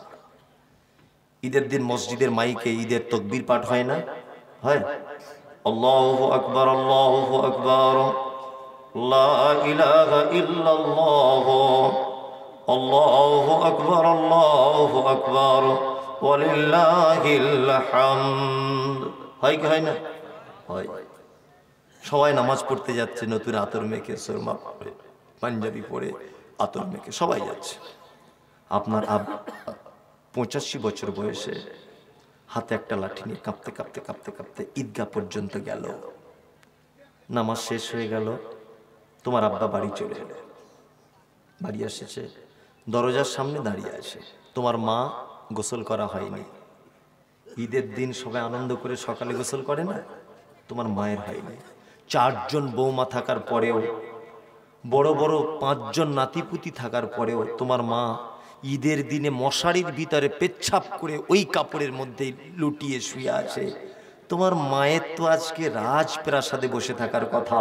4 জওয়ান বেটা তোমরা, 4 জওয়ানি বৌমা। ঈদের দিনে তো অন্তত একটা নতুন শাড়ি যেমন হোক করে পরিয়ে তাকে চেয়ারে বসিয়ে রাখা উচিত কি উচিত নয়? উচিত। তোমার মায়ের এই অবস্থা কেন? দুপুর 2টো পর্যন্ত ঈদের দিনে তোমাদের বাড়িতে হালুয়া পোলাও রান্না হলো, সবাই খেতে এসেছে, পাড়া প্রতিবেশী, মসজিদের ইমাম, তোমার দুলা ভাই, তোমার নিজের ভাই, তোমার ভাবি, সবাই এসেছে। তোমার আব্বা 2টো পর্যন্ত মেন গেটের সামনে দাঁড়িয়ে আছে। একটা বৌমা বাটি করে 2 পিস মাংস আর 2টো লুচি বা পরোটা পাঠায় না। 2:45টার দিকে 2 পিস মাংস আর একটা পরোটা তার নাতিকে দিয়ে পাঠিয়েছে। আবার উপর থেকে বলে দিচ্ছে, বল্টু তো দাদুকে বলবি 2 পিসের জায়গায় যেন 1 পিস খায়, না তো কাপড়ে পাতলা পায়খানা করে দিতে পারে। এ নির্যাতন কেন?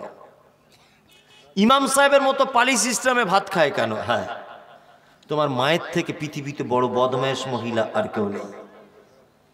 তোমার মায়ের থেকে পৃথিবীতে খারাপ কোনো মহিলা আর কোনো মহিলা নেই। খারাপের দিকগুলো বলবো, তোমার আব্বার থেকে বদমায়েশ পুরুষ পৃথিবীতে আর কোনো পুরুষ মানুষ নেই। তোমার মায়ের অপরাধ কি? তার ঈদের দিন এই অবস্থান, তোমার বাপের এই অবস্থা, তার অপরাধ কি? দুজনের কিছু অপরাধের কথা বলে দিচ্ছি, ভালো করে শুনে রেখে দেন। 1 নম্বর অপরাধ হলো এই যে তোমার মা রসুলপুর গ্রামের পর্দানাসীন মহিলা, জীবনে কারুকে মুখ দেখাতো না, পরপুরুষের সামনে যেত না। কিন্তু তুমি যেদিন পেটের ভিতরে ছিলে, তোমাকে জন্ম দেওয়ার জন্য ওই পলসুন্দার কোনো এক হাসপাতালে তোমার মাকে ভর্তি করা হয়। পরপুরুষ ডাক্তার তোমার মা বেদনা সহ্য করতে না পেরে মা ডাক শুনবে বলে পরপুরুষের সামনে নিজে ইচ্ছাতে শাড়ি ব্লাউজ খুলে দিয়ে লজ্জাস্থান দেখিয়ে পরপুরুষ ডাক্তারের সামনে তোমার মতো বদমাশ ছেলেকে জন্ম দিয়েছে। এটা তোমার মায়ের জীবনের 1 নম্বরের বড় অপরাধ। যে মা কারো সামনে মুখ দেখাতো না, সেই মা উলঙ্গ হয়ে তোমার জন্যে পরপুরুষের সামনে লজ্জাস্থান দেখিয়ে দিল। এটা তোমার মায়ের বুড়ো বয়সের এই অবস্থার 1 নম্বরের বড় অপরাধ।